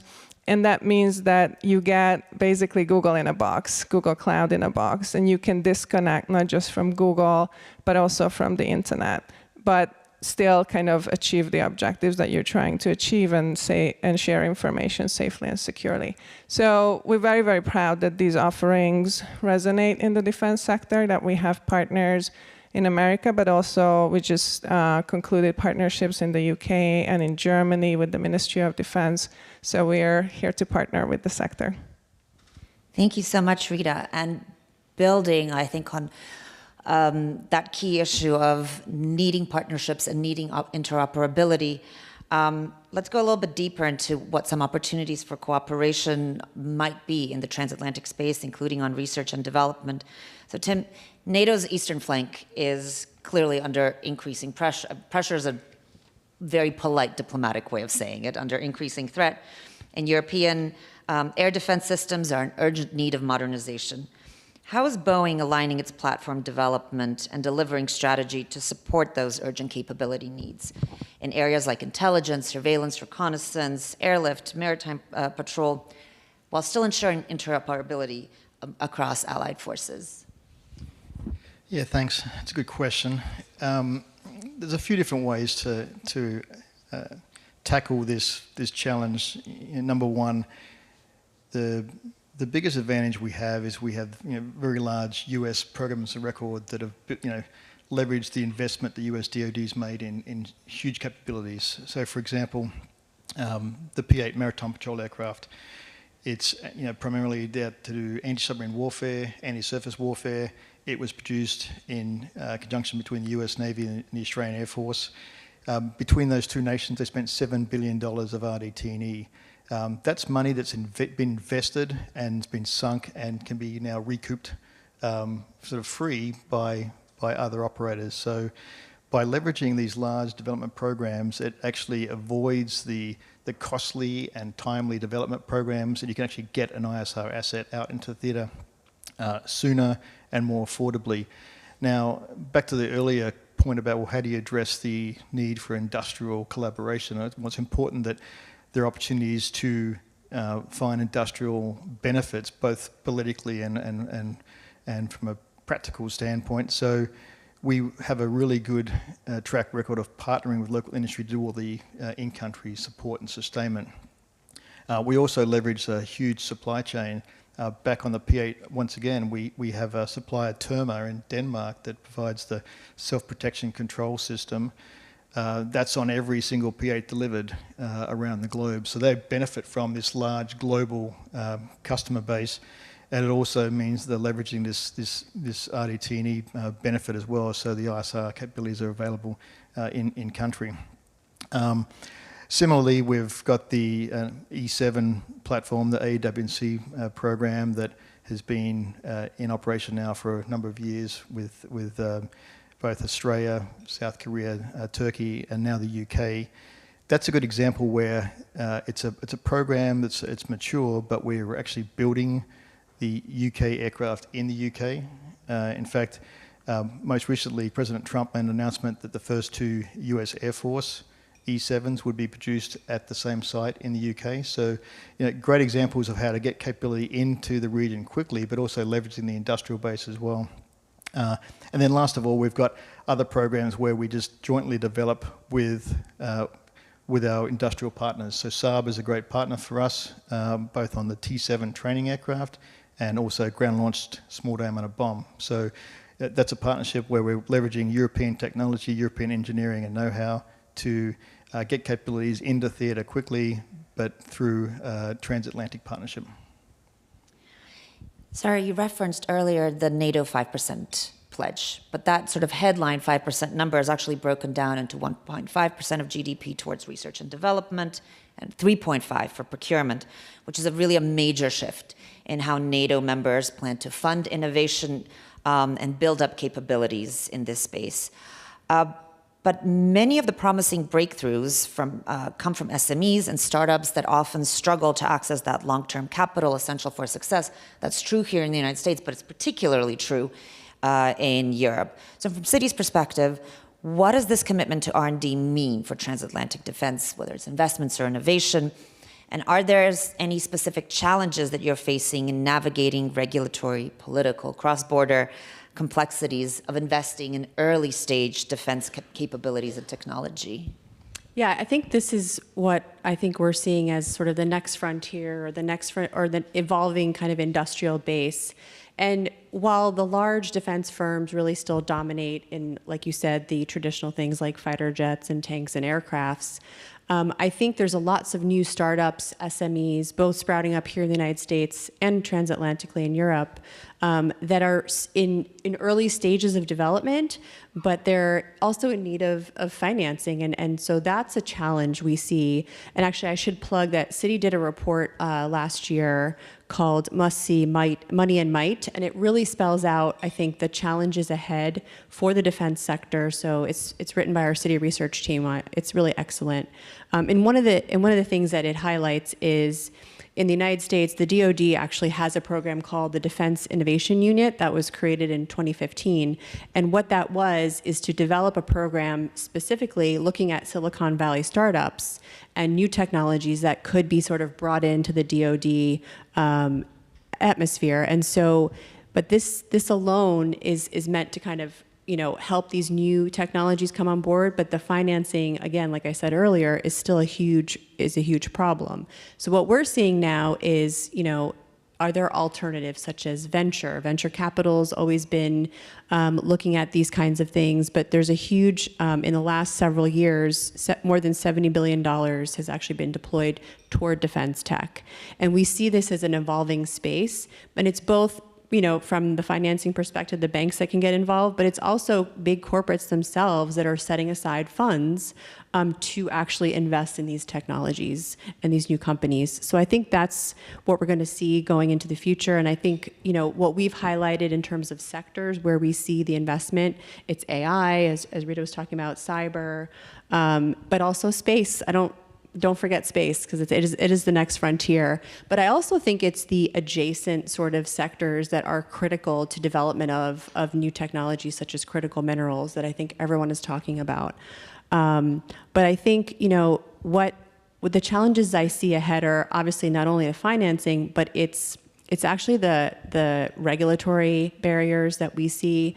Sometimes banks are precluded from investing in certain sectors alone. So I think if there's more transatlantic cooperation in that sense around, where are the sectors that we should jointly be investing in, and that way, it'll crowd in the capital that you need to happen there. Thank you. Rita, increase in NATO budgets and R&D spending is really coming down to sort of transatlantic cooperation on Ukraine and lessons we have learned and we continue to learn from that conflict. I think when we think about innovation in the defense space in Ukraine, there's sort of a common misconception that it mostly pertains to drones and missiles. Certainly that's what sort of fills the news. But much of the innovation is happening in software, data, systems integration. I remember, I think it was last year, we had the NATO Deputy Secretary General here, and he said, the physical war in Ukraine will end, and the cyber war will really kick up and kick off. So what are your biggest lessons that you're learning from the ongoing conflict? Thank you so much. And indeed, it's a great opportunity for a shout out on to the digital sector and everything that the Ukrainian government and the startup ecosystem achieved. This is one of the sectors, if not the only sector, that keeps growing despite of the war. And I think there are some lessons learned that we could indeed think about. One is I talked about resiliency and data resiliency. One of the first images that I think Vice Prime Minister Fedorov showed at a conference was data centers being destroyed, yet not having a major impact on how they're providing government services. And that's because they have been shifting data to the cloud, significantly increasing the resilience. The other issue that they had to face was what I mentioned earlier, like legacy systems that had a bunch of vulnerabilities. And indeed, in February, when the all-out war started, we have seen many websites collapsing, emails collapsing, and they all, many in the government have shifted to their private emails. And we were very pleased to support with workspace licensing that allowed the government to use workspaces what contains Gmail and Drive and Google Meet, allowed them to migrate over that and increase their resiliency. I think the third lesson I would say is working with different companies at the same time. I remember the first Ukraine Reconstruction Conference that happened in Lugano, where first Vice Prime Minister Fedorov invited a bunch of companies from the tech sector to talk about, how to support Ukraine. And I was there with 10 other companies, and they were working with most of us, simultaneously thinking about what the different companies bring to the table and how they can benefit from that the most. I think from our perspective, this kind of multi-vendor, multi-cloud approach is the right one, and this is why we're investing in interoperability very heavily. And the last one I would say is Ukraine continues to lead in integrating state-of-the-art technology. Just to bring one more example in the civilian sector, the first time I met with the ministers responsible for digital, it was before the war, and he brought this application, the DIIA e-government application, which even the Estonians, who are very, very famous for their very sophisticated e-government applications, are copying from. And they continue to evolve that. And right now they're thinking about what do we do with generative AI technology? How do we integrate that to make government services easier for citizens to use? So I realize this is not necessarily a defense-specific example, but I think all of that are relevant in the defense space as well. So upgrading the legacy system, make sure that there are multiple companies involved, bringing the best of their offerings simultaneously, and really think about, how do we integrate continuously the technology as it evolves. Thank you, Rita. So there's been a couple of mentions already of regulatory challenges that could have an impact on innovation and our opportunity to realize new opportunities within that transatlantic partnership. Tim, Boeing has decades of experience operating across the US, across the EU defense market, dealing in very sensitive technologies, very sensitive systems. How are you responding to what we see as a growing push within the European Union for defense industrial autonomy, including, I think, what we will see next year as preferences for Buy European in the defense space, while maintaining Boeing's roles as a transatlantic integrator of air and space capabilities? It's a really tough question, and it goes back to sort of what I said at the start. It's, how do you balance the need to modernize your defense capabilities whilst at the same time growing up an indigenous industrial base? I'd be lying if I said I think there's a really easy way to do this. I don't think there really is. It's going to be very tough for US OEMs for sure, because some of the EU frameworks being put in place are going to mandate a level of profit and loss and design authority within the EU that will be very difficult for us to do. And by the way, if we did that, it would only add more cost to the user. So I think the key is for us to explain, the way to sort of to nuance this in a way that sort of can couple, both aspirations. Both. How do you create opportunities within the EU industrial base without breaking things up to the point where you're actually adding additional cost and schedule to produce things. So we certainly, I mentioned before, we have a strong history working with the EU supply chain. We have over 800 suppliers we already leverage today within the EU. We have a big footprint already in the EU. We've got over 7,000 employees spread around. We have big design and engineering centers in Poland and Ukraine. So our challenge is to try to convince governments that there's ways to do this that's sort of expanding on what we've done today without necessarily kind of breaking things down completely. And I think that's where the geopolitics is going to come into play, because the tension is real. There's certainly, we see in some nations, particularly a retreat from the transatlantic relationship, and it's how do you balance that without compromising national security. I mean, we're at a real pivotal time right now. I mean, we're not where we were a year ago. So a decision you make today, particularly on the defence side, is going to have repercussions for decades and decades to come. So do you pivot on a moment in time, or do you try to sort of ride this geopolitical tension out to a point and still make sure that national security isn't compromised and you are modernising, you are ready for the emerging threats? I mean, 2029 is what they think is the next threat from Russia in terms of an expansion aspiration. So we don't really have time to sort of mess around with this and start playing with EU frameworks that may not necessarily guarantee national security. I think something that we're all struggling with is there's sort of parallel impetuses towards defense.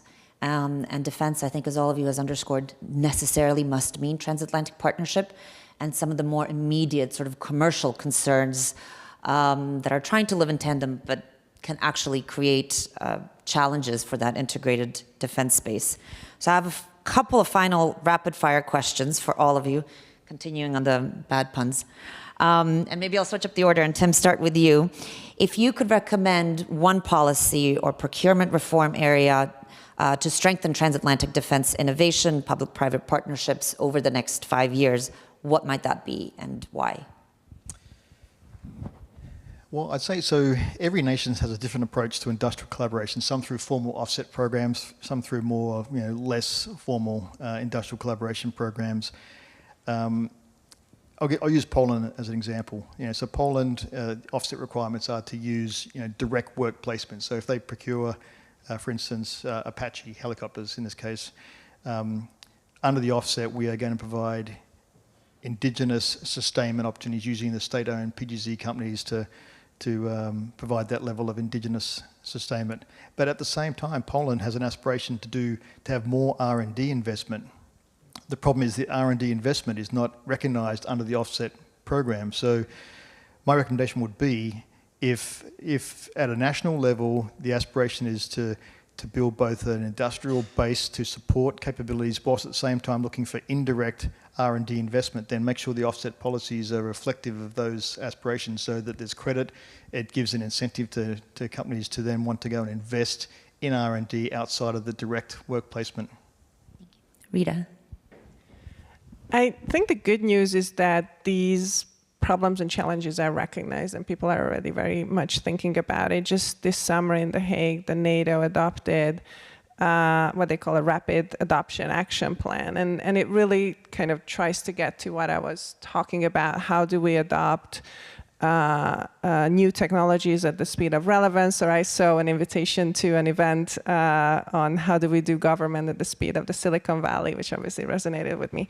So I think we already have the plans in place at the transatlantic level. The question really truly is like implementation, and how do we make things that are voluntary and experimental to really like a default way of operating and speeding up processes. So there are two things in the action plan that I would like to call out that I think would be good to double down on, which is I talked about the importance of the certification system to be able to use commercial offerings, but still kind of have additional requirements to make sure that these are applicable in the defense national security place. So there's this concept of like certify once and deploy everywhere. And that action plan has this NATO innovation badges, which is truly about a seal of approval at the NATO level.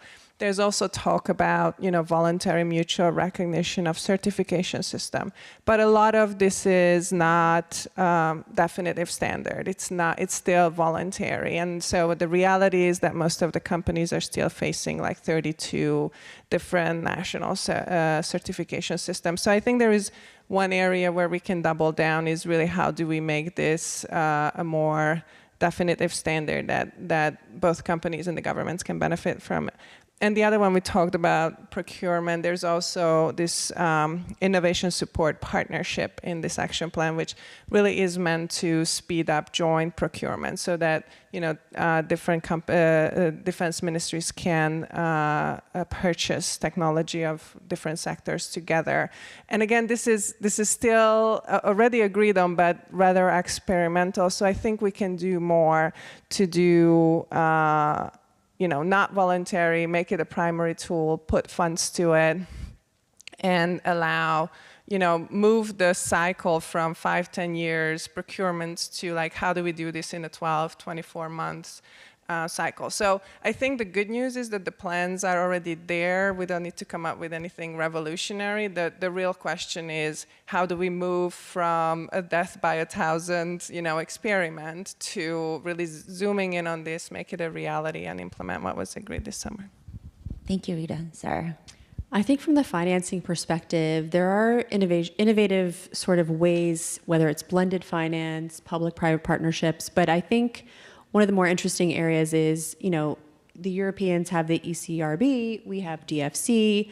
Could we, and DFC is under reauthorization, are there, should they be looking at ways to kind of expand the portfolio of DFC and others to kind of take on defense spending or defense tech? I think that's one area. Same thing with XM and the equivalent on the European side. I think that the tools are there. It's just a matter of expanding the portfolios of these institutions. I think one of the challenges that I did also want to mention are we're talking about defense tech, and we can't not talk about dual use and third countries. And I think this is one thing that could be really complicating in the future as China, but we've seen with Russia as well. Like, this is one area that I think is ripe for transatlantic cooperation and sort of solving for this issue, because we're seeing it on the export control side, we're seeing it on the outbound investment side. I think this is a real problem that, at least from our perspective as a banking institution, really needs to be resolved. Thank you so much. I want to thank all of our panelists for their time and insight. Sure. I'm going to make you clap again, though.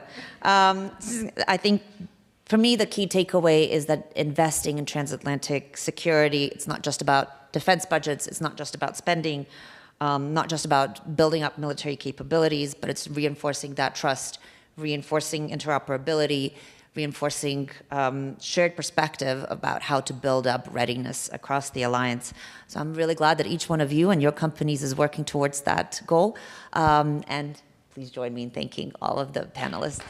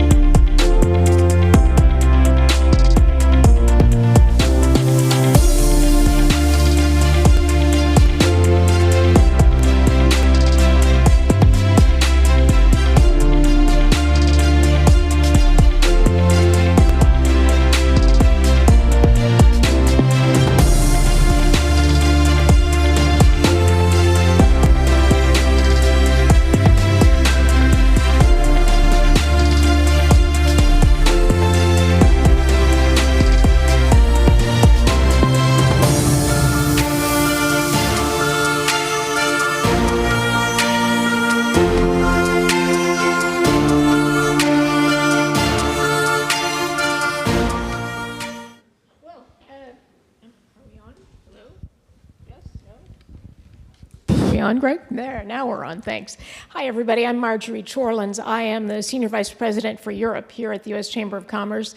I'm so glad all of you are joining us this morning, both in person and online, lest you think it's only a few people who are hearing what you have to say, Michael. We do have a sizable group online as well. We are so grateful to all of you for joining us today for these important exchanges about the nature of the transatlantic relationship. It is my good pleasure and good fortune to be joined this morning by Michael Hager, who is a great friend of the Chamber. As many of you know, Michael is the chef de cabinet, or head of cabinet, to Valdis Dombrovskis, the European Commissioner for Economy, Productivity, Implementation, and Simplification. Michael has held his position as chef de cabinet to Commissioner Dombrovskis, previously EVP Dombrovskis, as I recall, since 2019, but he has been at the Commission a bit longer than that, and so knows his way, excuse me, around the halls of the Berlaymont and beyond. He is here today for a conversation about getting simplification right. The Chamber and our member companies and European companies alike have welcomed this Commission's imperative to improve Europe's competitiveness and put regulatory simplification at the core of those efforts. So, Michael, thank you for joining us here this morning to add your voice to these important conversations. With your indulgence, we'll just jump right in. Let's start at the high level, talking broadly about competitiveness in Europe. Obviously, the Draghi report, the report prepared by former Italian Prime Minister Mario Draghi last year, talked about several steps the EU needs to take to bolster its competitiveness. Regulatory simplification is key to that. Obviously, we'll talk about that in just a second. But I wonder if you could elaborate a little bit on what other steps European officials are taking to respond to the suggestions in the Draghi report around things like single market fragmentation, high energy costs, and things like that. How can we be sure that business and governments on both sides of the Atlantic can partner to ensure our economies stay globally competitive? Yeah, thanks a lot, and thanks a lot for inviting me to this important discussion. Indeed, you mentioned the Draghi report. We even had more analytical stuff. We had the Letta report, another former Italian prime minister, to bring the expertise in. For me, the point is there is not a lack of analysis. There's the problem of paralysis by analysis. So we need to overcome that and get to real actions. Now, what changed in the course of this mandate, and you see in only 10 months of the von der Leyen II Commission, we have acted immediately. We have put out the competitiveness compass, which guides us now through the next 5 years.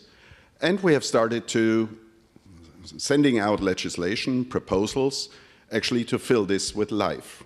Because one of the problems, apart from the analytical thing, is, of course, we have the Sunday speeches about competitiveness, but that is repetitive. We have to bring life into this. Now, in the first 10 months, we have done a lot. And on the simplification side, we launched the so-called omnibuses, already a fleet out of 6, which really bring or alleviate the burden for businesses. But we have to go beyond. And it's, I would call it a triangle of things we have to deliver. It's on the one side, trade policy. And there, of course, aligning much more with the US, that transatlantic cooperation and even beyond, when it comes also to defense instruments. So it's not only about open markets and new trade agreements, it's also protecting ourselves against the unfair players. I mean, to give a metaphor, I mean, some are playing American football on a soccer field, and that is not what we want to see. So trade policy is one element of the triangle. The second one is the Capital Markets Union. We need to make sure on the European level that investments are flowing and not prohibited, but hindered. And we have already, with the Savings and Investment Union now, elaborated how we would like to see it. We have issued there also a first proposal on securitization, so to get to a next stage there, follow actually the American path. And the third element and the third part of this triangle is industrial policy. And I think also there we need to align much more and work much closer together. What sectors we want to see striving, how can we interact across the Atlantic to make sure that there is a level playing field and stimulating each other instead of stepping on each other's toes. Fantastic. Thanks so much for that, Michael. And I think that the panels that we've had this morning on supply chain resilience and joint security efforts really underscore the importance of what you were just saying. Let's drill down a little bit on the issue of simplification, since that is top of mind for us and for you. Can you give us a high-level overview of what the Commission is hoping to accomplish through these various omnibus packages, and really a genuine sort of assessment of whether the EU is capable of making meaningful changes that will really move the needle and reduce the regulatory burdens, and more importantly, can it be done at a pace that really addresses Europe's own pressing competitiveness needs? Yeah, I mean, you hinted to that. The track record of the Commission in that direction is limited. Yeah. So indeed, if you look at the past, 10 years or even beyond, simplification was always mentioned somewhere, but actually we added layer by layer by layer of regulation. I think it has a reason. A single market made of 27 in the past 28 member states requires a bit of working together and having this level playing field amongst ourselves. But we went over top. And okay, I mean, at a certain moment, and the geopolitical reality helped us to recognize this, we need to have a look where this stifles innovation, where this stifles the progress, which actually limits our growth potential, and where we have then to take action. Now, when I say the track record was limited, we never did these omnibuses or proposals. Now, what changed now in the first 10 months of the mandate is exactly that. We delivered. 6 omnibuses are already out, so our proposals are there. More to come. We want a fleet of omnibuses to correct the excesses of the past. And this requires a lot of work. This requires a lot of input from the business side to concretely tell us where the burden is and what actually needs to be reduced to allow this potential of businesses to grow. So far it works pretty well, but of course it's not only the Commission. We are not like the American president, executive order and things are running. We have a legislative process, and that requires that Parliament and Theoretically, Council... we do too. Theoretically. Okay. We have this beauty of democracy and this legislative process which involves Parliament and Council, so the member states. And of course you have their divergent views. So the omnibus itself, the production, the design, whatever we bring out, needs to be coupled with the type approval by these 2 institutions. And that is currently running. We would like to see it more quickly. We would like to see more drive, but the momentum is there. So I'm pretty sure that we get to that. Let me add 2 elements, because this omnibus thing is only one element of let's say, 3 pillars. The second pillar is looking backwards, the stock of legislation we have to clean this up. There needs to be a spring cleaning exercise which looks at inconsistencies, overlaps, and so on over the past.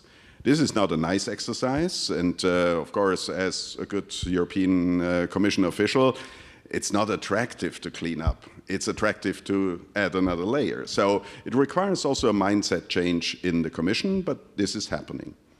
The third leg, and I think that's the most important, is to look into the future. We should not make the same mistakes as we did in the past. So in the DNA of new proposals, we need to have that simplification thing in there. That's Fantastic. I'm really glad to hear that because I think one of the challenges is, as you cite, inconsistencies or overlap between regulations. So to the extent we can avoid future, how should I say, quicksand like that, it would be, I think it would be really important for both of us. I want to turn to one issue that is of particular interest in the context of the simplification effort, and that is the EU's Corporate Sustainability Due Diligence Directive, or CS3D. You mentioned the role that both the Parliament and the Council play in this regard as well. Just 3 days ago, the Jury Committee of the European Parliament cast its final vote on proposed amendments to CS3D and basically has enabled bypassing a plenary vote to go straight to launch the trilogue negotiations. The business community, I would say that the three proposals that are on the table each have some improvements on the current rule, but they do fall short on issues around extraterritoriality, liability, and the climate transition plans. We recently released a paper here at the Chamber on the specific issue of extraterritoriality and our concerns about that application under CS3D. More recently, I think there were four dozen French and German CEOs who wrote to Chancellor Merz and President Macron, urging them to scrap CS3D altogether. Can you tell us, can you give us hope that there is an opportunity, there will be an opportunity for additional improvements in this simplification effort? Well, okay, where to start with?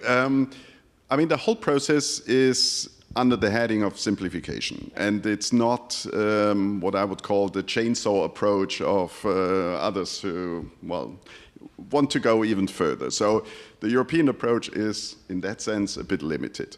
Now, yes, there are the voices saying, okay, why we need this all together.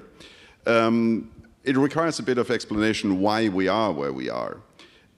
In an internal market, of course, if one goes ahead with something, it creates an unlevel playing field. And unfortunately, some member states, French, Germans, and so on, had their own legislation, national legislation on this due diligence. And they came to Brussels and said, well, it's an internal market, make it an internal market legislation. So it ended up at our level. And of course, things get not better with a higher level, they get worse. So the end result of this legislation is very intrusive. Yeah. Now, with this first omnibus, and in no time, we addressed that there is a problem. Now, there is a problem for European companies, and there is a problem for the external side, third country companies. And we had, before we launched the proposal, roundtables and discussions, and also representatives of the American Chamber were there to express the views, and that allowed us also to take this into account. Now, of course, I can fully understand that there are concerns which are not alleviated for the moment. We tried our best to do a first step, so to limit the extraterritoriality as much as possible. Parliament and Council in various ways tried to help there as well. But I think in that final trilogue and in the way how we deal with this, there is still potential to address additional concerns. However, and I have to say this in brackets, of course, it cannot lead to a situation where there is an unlevel playing field then across the board. So we need to respect it as well that, of course, there are also interests of European companies who then should not be treated worse than others. Absolutely. No, I think this is one of those issues where there is indeed shared concern about the rule, and so we are hopeful that as the trilogue process unfolds, we do see some further improvements, because I think those issues do matter to businesses on both sides. And also give a perspective for the future. If we not solve things here in the first edition, in the first omnibus, how can credibility be regained when it comes to the next omnibus is the whole fleet, as I described. Right, exactly. And I think one of the open questions for all of us, certainly for the folks the gentleman who lives across the street here, is the speed with which the Commission or the European institutions writ large are able to make these kinds of changes. It seems to take some time.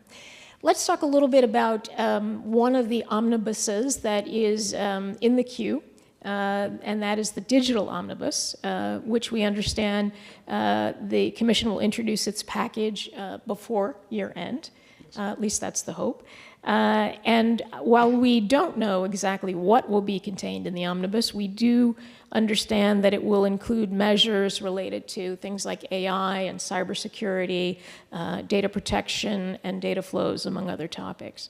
We, the Chamber, submitted our recommendations to the Commission last week about how we think, or what we think should be covered by the digital omnibus. And it won't surprise you that in very broad strokes, we want to see significant simplification and harmonization of digital rules across the EU, with an emphasis on risk-based and globally aligned approaches to regulation of emerging tech, protection of IP, and ensuring fair, consistent enforcement and liability frameworks that support innovation and transatlantic investment.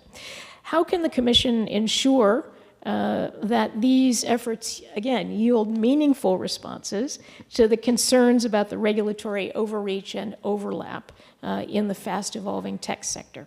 A wonderful question. Yeah. No. We tried.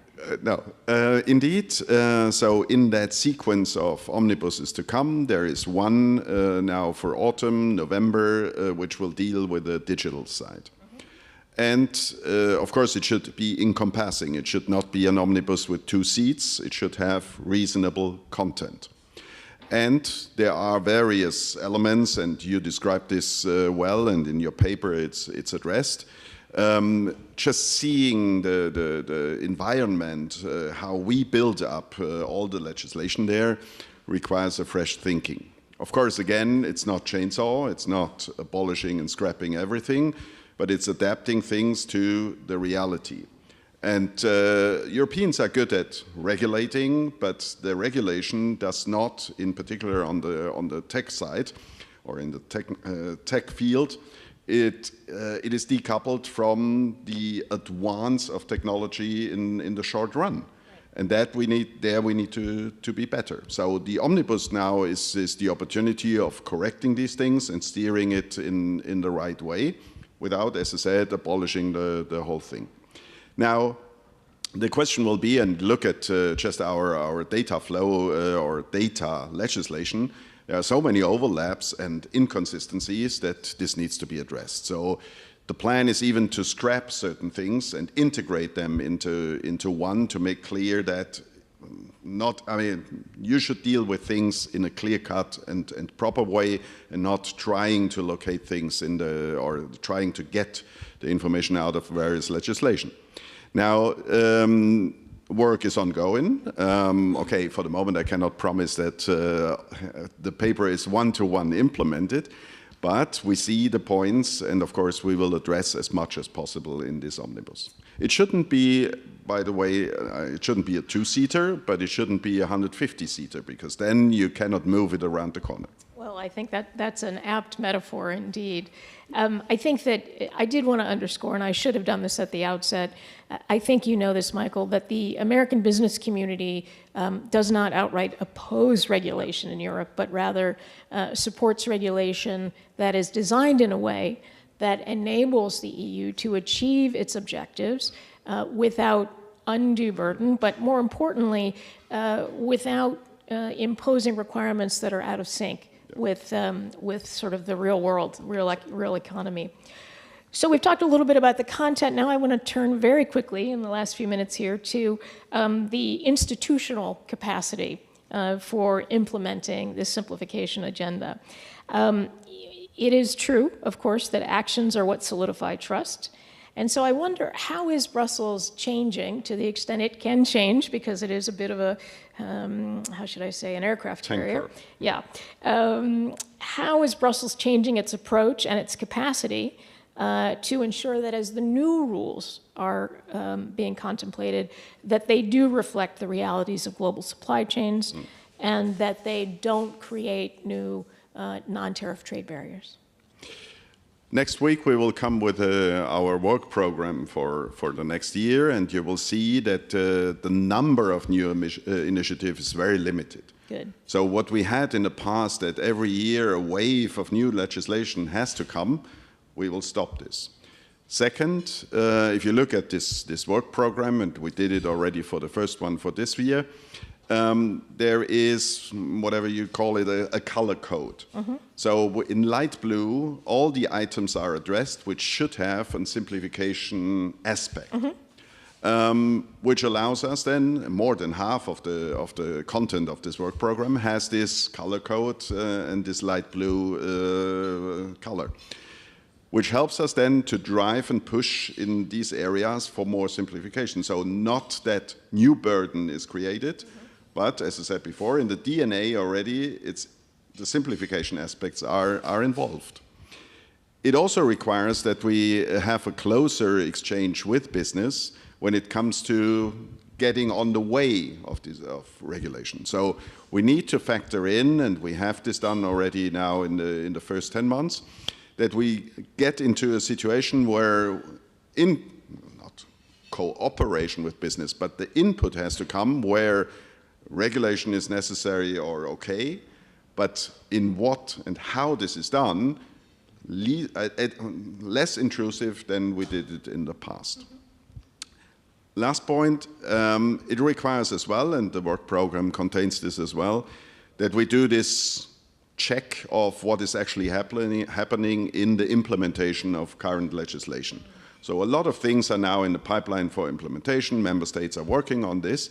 And also there we need to see, via the delegated and implementing acts, that the burden is limited. So that is also a way of lowering that administrative burden, the difficulties for businesses, and allowing more oxygen then to flow. So I think that mindset change is visible in the Commission.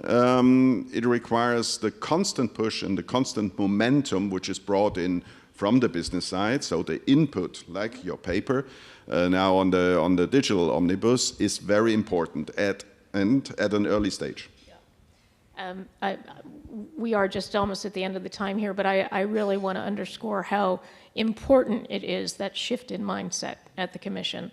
And it's one where I hope that the political will at the top of the ranks, starting with President von der Leyen, actually translates into the working levels, where there is understandably some resistance to revisiting measures that have previously been agreed. Well, my boss is the chief whip of this exercise. Chief whip, okay. So all right. And I think, the real sense of the word. I think the commissioner does know how to crack a whip, and we're right there to support him.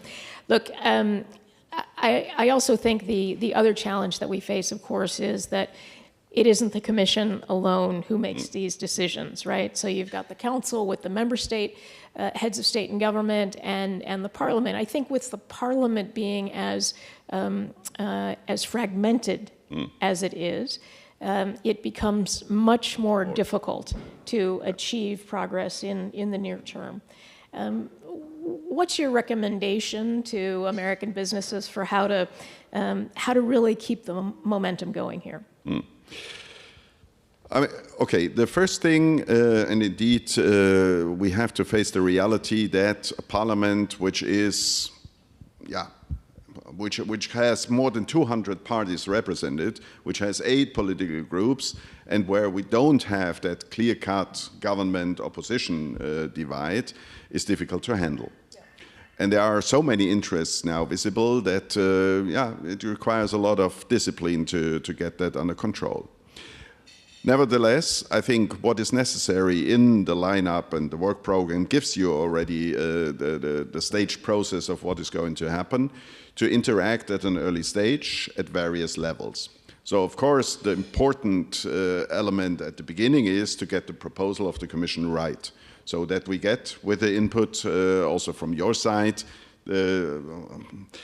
let's say a package which is proper. But then for the negotiations, and that requires a very careful approach in the Parliament, I think arguments, and you You can do this in various ways, bilateral talks, but also events in Brussels can help to create that understanding that it's not only Europe. We are affecting with the regulation also others who are on the European market and who want to be on the European market. So this attractiveness of Europe is a good argument which can bring across the messages you want to deliver. Well, and I think it's also important to underscore that it isn't just American business that is interested in seeing these changes. European companies, I think, are as hungry for it as we are.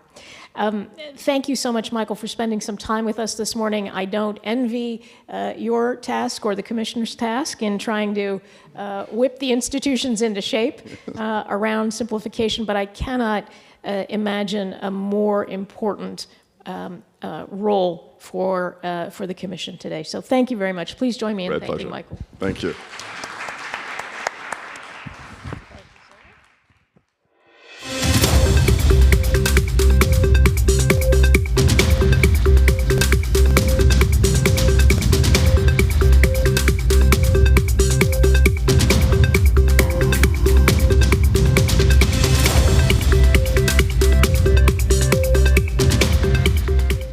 Okay. I always feel like I need to bring a box with me, but we'll just move the microphone.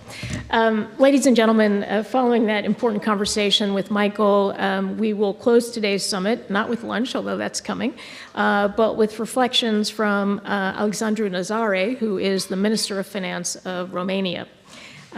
Minister Nazare brings to the stage a perspective shaped by his decades of leadership in both national and European institutions. As Romania's Minister of Finance and the former Minister of Transport and Infrastructure, and before that, a member of the European Parliament, who I believe may be the youngest to have been elected. Minister Nazare has championed efforts to strengthen our shared resilience, pushing the needle on our thinking about cybersecurity and infrastructure modernization. I also want to acknowledge is Ambassador Moraru here? Okay, I think here I am introducing the guy, and I don't think he's here yet.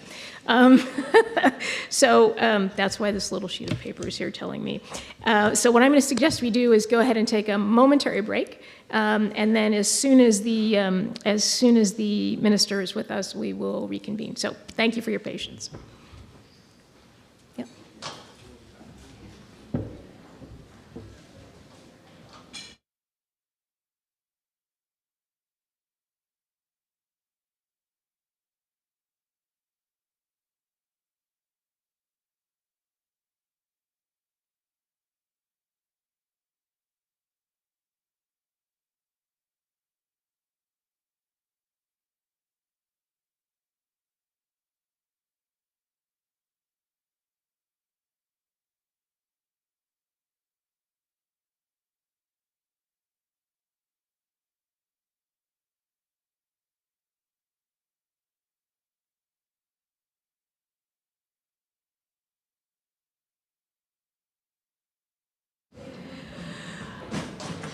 So while we are waiting for the minister, who's on his way over from the IMF, we would invite you please to join us for a bite of lunch, and we will continue the conversation as soon as he arrives.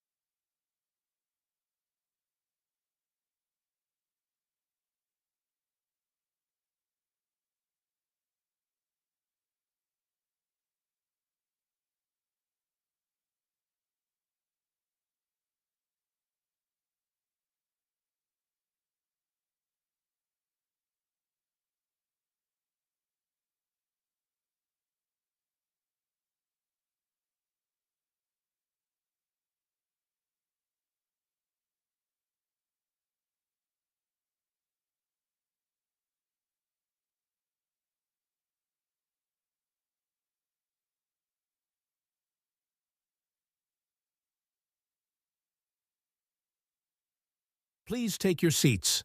Our program is about to begin. Please take your seats. Our program is about to begin.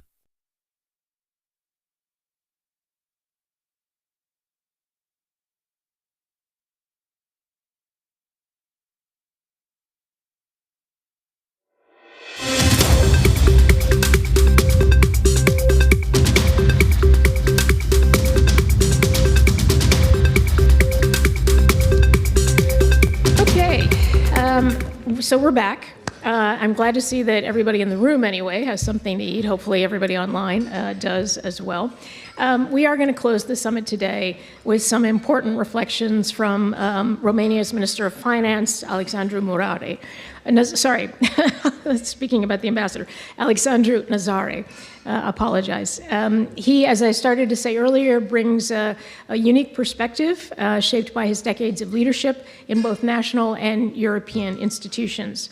As Romania's Minister of Finance and in his former position as Minister of Transport and Infrastructure, and before that, a member of the European Parliament, I think it's true, I do think it's true that he was the youngest ever to be elected in the time.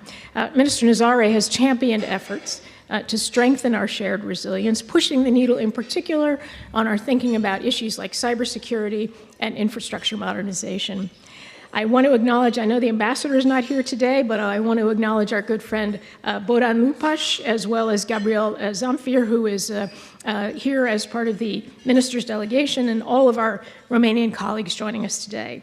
As a committed NATO and EU member state, a longtime friend to the US, and a frontline partner supporting Ukraine, Romania plays a pivotal role in strengthening transatlantic security and economic relations. Please join me in welcoming Minister Nazare.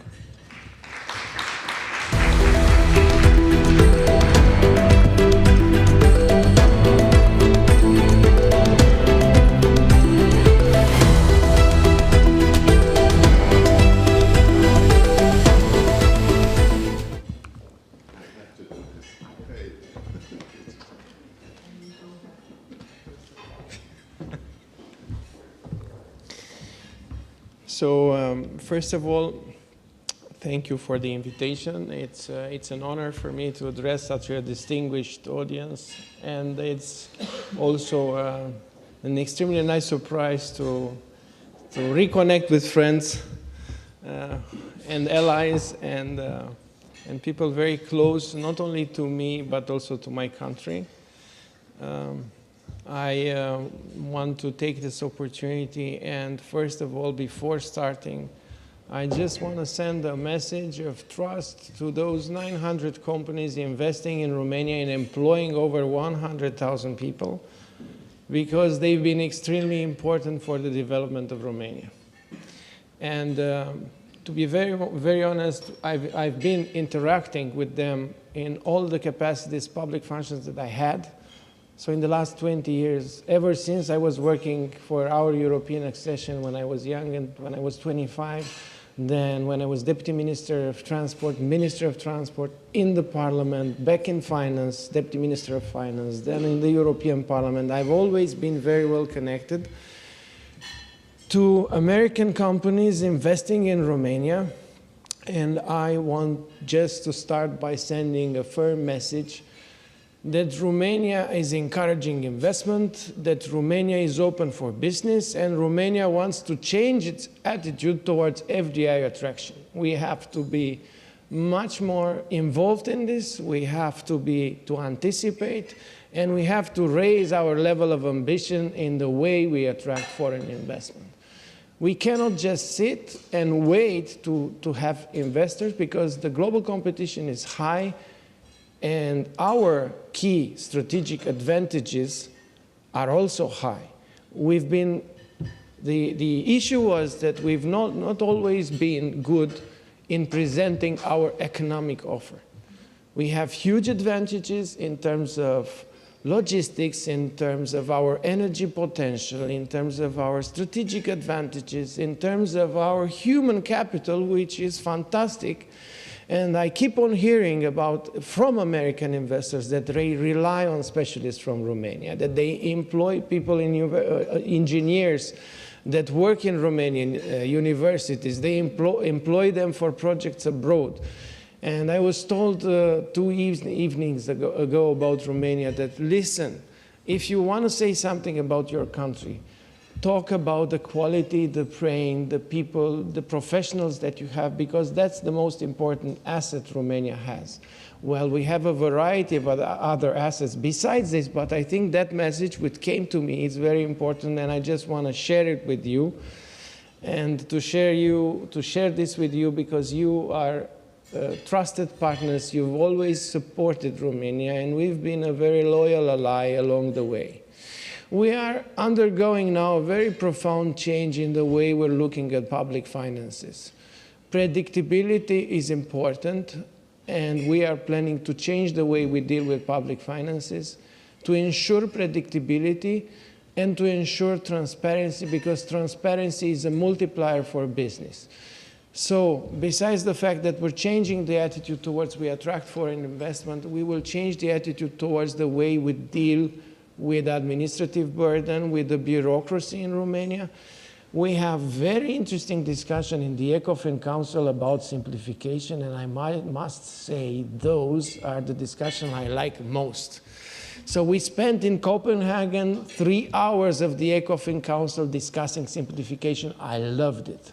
So I wished in 2010 or in 2021 that the ECOFINs were about deregulation and simplification. Europe needs simplification, and Europe needs to be much open for business as well. And I think we got there. We almost got there. Okay, we have to put in place the measures, not only discuss about them, but this informal council in Copenhagen, I think, was extremely important for that.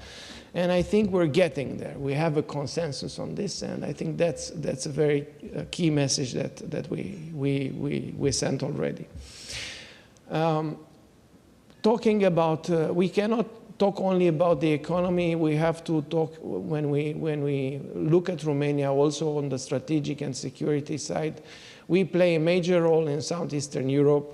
We are the pillar of Southeastern Europe, not only in terms of economy, but also in terms of security. And also, when we look at issues like energy or logistics, Romania is extremely well placed. First of all, I'd like to draw your attention on the intersection of 2 major corridors. The energetic vertical corridor, which is extremely important for the way, for the energy highway that Europe, together with you, we want to build in order to bring the energy in the core of the continent, to bring the energy from Greece to Bulgaria, Romania, Moldova, to Ukraine, and even to Western countries. It's very important, and I think this is a project that it will be extremely important in the next 5 to 10 years.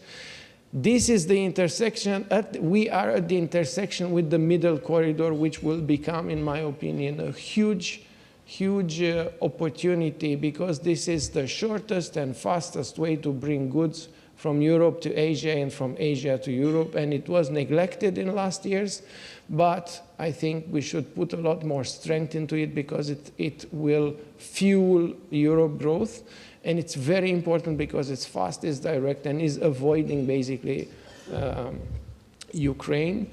And I think the intersection of these two in Romania is extremely important. Well, we are planning we did a very big consolidation package this year, the most ambitious package in the last 15 years. We adopted 2 fiscal packages that have a 3.3 impact in 2026, and we will put our deficits into order. We send that message, and this is not just words, it's a fact. It's happening.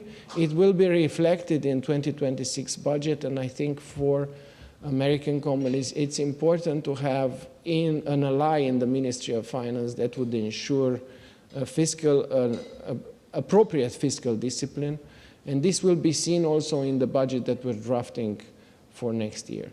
There are a lot of opportunities that Romania is basically preparing for 2026. We're looking forward to attract new direct foreign investment. We're We're eager to have American companies coming over. And we've been very present here in the last 2 months. Foreign minister was in New York a week ago. Health minister just arrived yesterday. Energy minister was present in New York and DC. I'm also the second time in DC in the last 6 weeks. So we're very, very present here, and we want to pass this message to you so you can see that basically the new government in place in Bucharest has a different attitude towards economy, towards investment in general. I wouldn't go much over with this. I had a very sophisticated speech for today from which I haven't read anything, but again, thank you very much for the invitation, and I stand for any questions or any other issues you want to raise. Thank you very much for the invitation.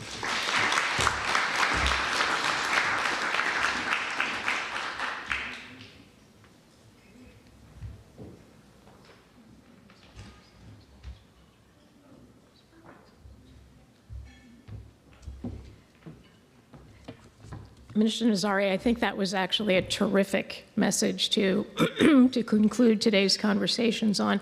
I have to tell you that Minister Domanski was here a little bit earlier, and I think over the years that I've been here at the Chamber, there has been a very healthy jockeying back and forth between Bucharest and Warsaw on who can do a better job of attracting American investment. But clearly, with leaders like you in Romania, the charge has clearly been taken up and the message has been heard. So thank you very much for that. We really want to thank everybody for sticking with us today for our Transatlantic Business Works mini summit. It has been truly a delight to have you here and to have a large audience online as well, as we welcomed key officials and corporate executives to the stage today. We described this as a mini summit because it was actually a little bit shorter than they traditionally are, but clearly the conversations today were anything but mini. They are a potent reminder of the sheer scale and strength and resilience of our transatlantic partnership, as well as the tremendous opportunities that still lie ahead. Each year, the Chamber brings together business leaders and policymakers for candid discussions like today's on how to foster a competitive and resilient transatlantic economy. And each year, the stakes seem to grow. As my colleague John Murphy said at the outset of our event this morning, this year's theme, investing in partnership and securing prosperity, could not be better suited for the current moment. And today's rich discussions really have highlighted the importance of the relationship. We heard from corporate leaders on how to reduce strategic dependencies in our transatlantic supply chains, to bolster our resilience and strengthen our manufacturing capability in sectors like pharmaceuticals and advanced manufacturing. Minister Domanski obviously shared important insights on Poland's 5% defense investment pledge, on dual-use innovation, and on the pivotal role that Poland is playing both from an economic and a security standpoint in the heart of Europe. Michael, of course, reminded us of the very importance of sustained engagement and conversation between the U.S. and EU, not just between government officials, but also between businesses to bolster our shared security and prosperity. And finally, Minister Nazare spoke about reaffirming the enduring value of our transatlantic alliance, generated or advanced in particular by continued investment, each on the other side of the Atlantic, thereby bolstering the transatlantic alliance at a moment of great change in the global economy. John mentioned at the outset that today's conversations are part of our Transatlantic Business Works speaker series. Future conversations, both in person and online, will include conversations on topics like energy security, AI, digital governance, and the future of transatlantic innovation. So stay tuned for more details on those events. I want to extend my deepest thanks to our friends at Google, Rita, and your colleagues for sponsoring today's event and the broader speaker series. I also want to extend a sincere thanks to our speakers and moderators and partners from both sides of the Atlantic who contributed to today's conversations. We look forward to continuing the conversation about how we invest together to secure our shared prosperity. Before I close, I want to give a big shout out and hopefully a big round of applause for the members of the Europe team here at the Chamber who made today's event possible. They include Tim Bradley, Yazi Endler, Sophia Rice, and Ivana Zuzel. Please join me in thanking them.